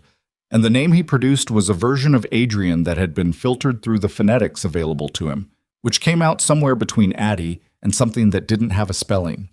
But it was his name, aimed at him, accompanied by Luca holding up a toy boat for his inspection with the absolute certainty of a child who has decided that you are interested in toy boats, whether or not you have indicated this. Adrian took the boat. He examined it with the seriousness it deserved. He gave it back. Vivian, in the kitchen doorway with a coffee cup in her hand, was watching. He glanced at her and she looked away, but not before he saw something move across her face. Something that was not resolved, and not simple, and not an answer to anything, but that was real. The realest thing he had seen on her face since the morning she had walked into the garden with a secret in her pocket and found her world already dismantled. He did not say anything about it. He returned his attention to the boat. It was not fast what came after. There's a version of this story where the revelation of the conspiracy and the arrival in Mireille and the dismantling of Cresswell's network produces a clean emotional resolution, where understanding what happened translates immediately into the repair of what was broken. That version is not true. The true version moves slowly and with setbacks, and with nights when Vivian told him he needed to go, and he went, and with mornings when she let him stay for breakfast, and the three of them sat at the table in the coastal apartment she had kept, even after everything, because the town had become hers, and she was not giving it up for anyone. He did not ask her to give it up. He relocated the parts of his work that could be relocated. He kept the smaller house for the parts that couldn't. He learned to live between two places, which was uncomfortable and which he did not complain about, because comfort was not the thing he was building toward. What he was building toward did not have a name for a long time. It was just a direction. Toward the table in the mornings, toward Luca's boat obsession, and then his truck obsession, and then his inexplicable attachment to a stuffed rabbit that had lost one eye and could not be replaced because the specific one-eyed quality was apparently essential. Toward Vivian's voice in the evening when the day was done and Luca was asleep and the apartment was quiet, and they sat sometimes in the same room, reading different things and not talking. And the not talking had a texture that was different from silence, fuller and more deliberately chosen. One evening, about 14 months after Mireille, Vivian put down what she was reading and said, "The necklace." He looked up from his own book. "Do you still have it?" she said. "Yes." She was quiet for a moment. "I don't want it back," she said. "I want you to know that. It's not... I don't need it back." "Okay," he said, "but I want Luca to have it when he's old enough. Not from you, not from me, just left for him. Somewhere that makes sense." She paused. "It's his family. He should have something from it." Adrian looked at her for a moment. "I'll put it somewhere safe with instructions." She nodded. Then she picked her book back up. The evening continued. Nothing had changed, and everything had, very slightly, shifted. The gate, when she finally opened it, really opened it, in the way that matters, not just practically, but in the sense of allowing him to stand on the same side of it as her, opened not on a significant day, not an anniversary, not a marked occasion. It opened on a Saturday morning when Luca, who was by then old enough to ask direct questions about things that confused him, asked Vivian, in the frank and relentless way of children who have not yet learned to protect adults from their questions, why Adrian always left. Vivian was quiet for a moment after the question. Adrian was in the kitchen. He could hear it. He kept his hand still on the counter and looked out the window at the harbor. "He doesn't always have to," Vivian said. Luca thought about this with the seriousness it deserved. Then he went back to his rabbit. The matter, from his perspective, was settled. Adrian turned from the window. Vivian was in the doorway to the kitchen. She was looking at him with an expression that he had learned by now to read as the specific face she made when she had decided something and was allowing him to know she had decided it without yet saying what it was. "There's a room," she said. "At the end of the hall. I use it for storage. It doesn't need to be storage." He looked at her. It would need to be painted, she said. The color is very bad. I can paint it, he said. She held his gaze for a moment. The 14 months of slow and imperfect and genuine work between them sat in the room, not as a ledger, not as something owed or earned or counted, but as the simple accumulated weight of a man who had shown up and kept showing up and had not made the showing up about himself. She had watched it. She had been resistant to being moved by it, and had been moved by it anyway, not quickly and not without pain, the way the tide moves stone, not by force, but by the specific persistence of something that has no other direction to go. Don't make it a project, she said. One room, one coat, something that dries properly. One room, he said, and if Luca decides he doesn't like you sleeping down the hall, I'll go back to the small house. Without drama. Without drama, he agreed. She looked at him for another moment. Then she turned and went back to the living room and said something to Luca that made him laugh. A full body laugh, the kind that 2-year-olds produce from their entirety. And Adrian stood in the kitchen for a moment with his hand flat on the counter and breathed. In and out. Slowly. The harbor was visible from where he stood. The boat sat low in the water in the morning light. Someone was walking along the seawall with a dog that stopped to examine something at the base of the railing with the intense concentration of dogs everywhere. Ordinary, specific, entirely real. He had built things his whole life, organizations, alliances, structures of power and influence that had consumed the largest part of his energy for the largest part of his adult years. He had measured the worth of what he built by its scale, its permanence, its capacity to produce more of itself. He had been, by those measures, considerably successful. None of those things looked like this. Nothing he had built looked like a kitchen window and a harbor and the sound of a child laughing in the next room and a woman who had every reason to have closed every door and had, after a long time and at her own pace and entirely on her own terms, opened one. He thought about the night at the gate, the envelope in the frost, the note in her handwriting. I can't wait to watch you become the father I know you'll be. Written in hope, left in grief, discovered too late to be what she had intended it to be. He had carried it for 14 months. He still carried it. He did not think he would ever stop. He pushed off the counter and went to find the paint samples he'd seen in a hardware store in town 3 weeks ago, which he had looked at then without acknowledging to himself why he was looking, and which he was now going to find a use for. He had a room to paint. The harbor glittered outside the window. The morning continued, unhurried, ordinary, and entirely sufficient. The empire he had spent his life building was smaller now and differently shaped and required less of him than it once had, which he had feared would make him less and had discovered instead made room for more. More of this, the specific weight of being present in a life rather than managing it from the outside. The specific difficulty and specific rightness of being trusted again by someone who had earned the right to withhold that trust and had chosen, slowly, not to. He was not forgiven. He understood that forgiveness was not the point and perhaps was not a destination so much as a direction, something you move toward without arriving, the moving itself being the thing that mattered. He moved toward it every day. Some days he moved better than others. On the days he moved badly, he acknowledged it and did not compound it with performance. Luca found him in the hallway 20 minutes later, rabbit under one arm, looking at the door of the storage room with the appraising expression of a 2-year-old assessing real estate. In there, Luca said. In there, Adrian said. Luca considered this seriously. Then he opened the door and walked in and stood in the center of the small room and looked around at the badly colored walls and the boxes stacked against the far side and the single window that looked out toward the water. Boats, Luca said, pointing at the window. Yes, Adrian said. You can see the boats. Luca turned and looked at him with those dark, familiar eyes and held up the rabbit, which was the gesture that Adrian had learned meant he was being invited into something, into the boat watching, into the assessment of the room, into the general business of the morning. He crouched down to Luca's level. The rabbit was presented to him for examination.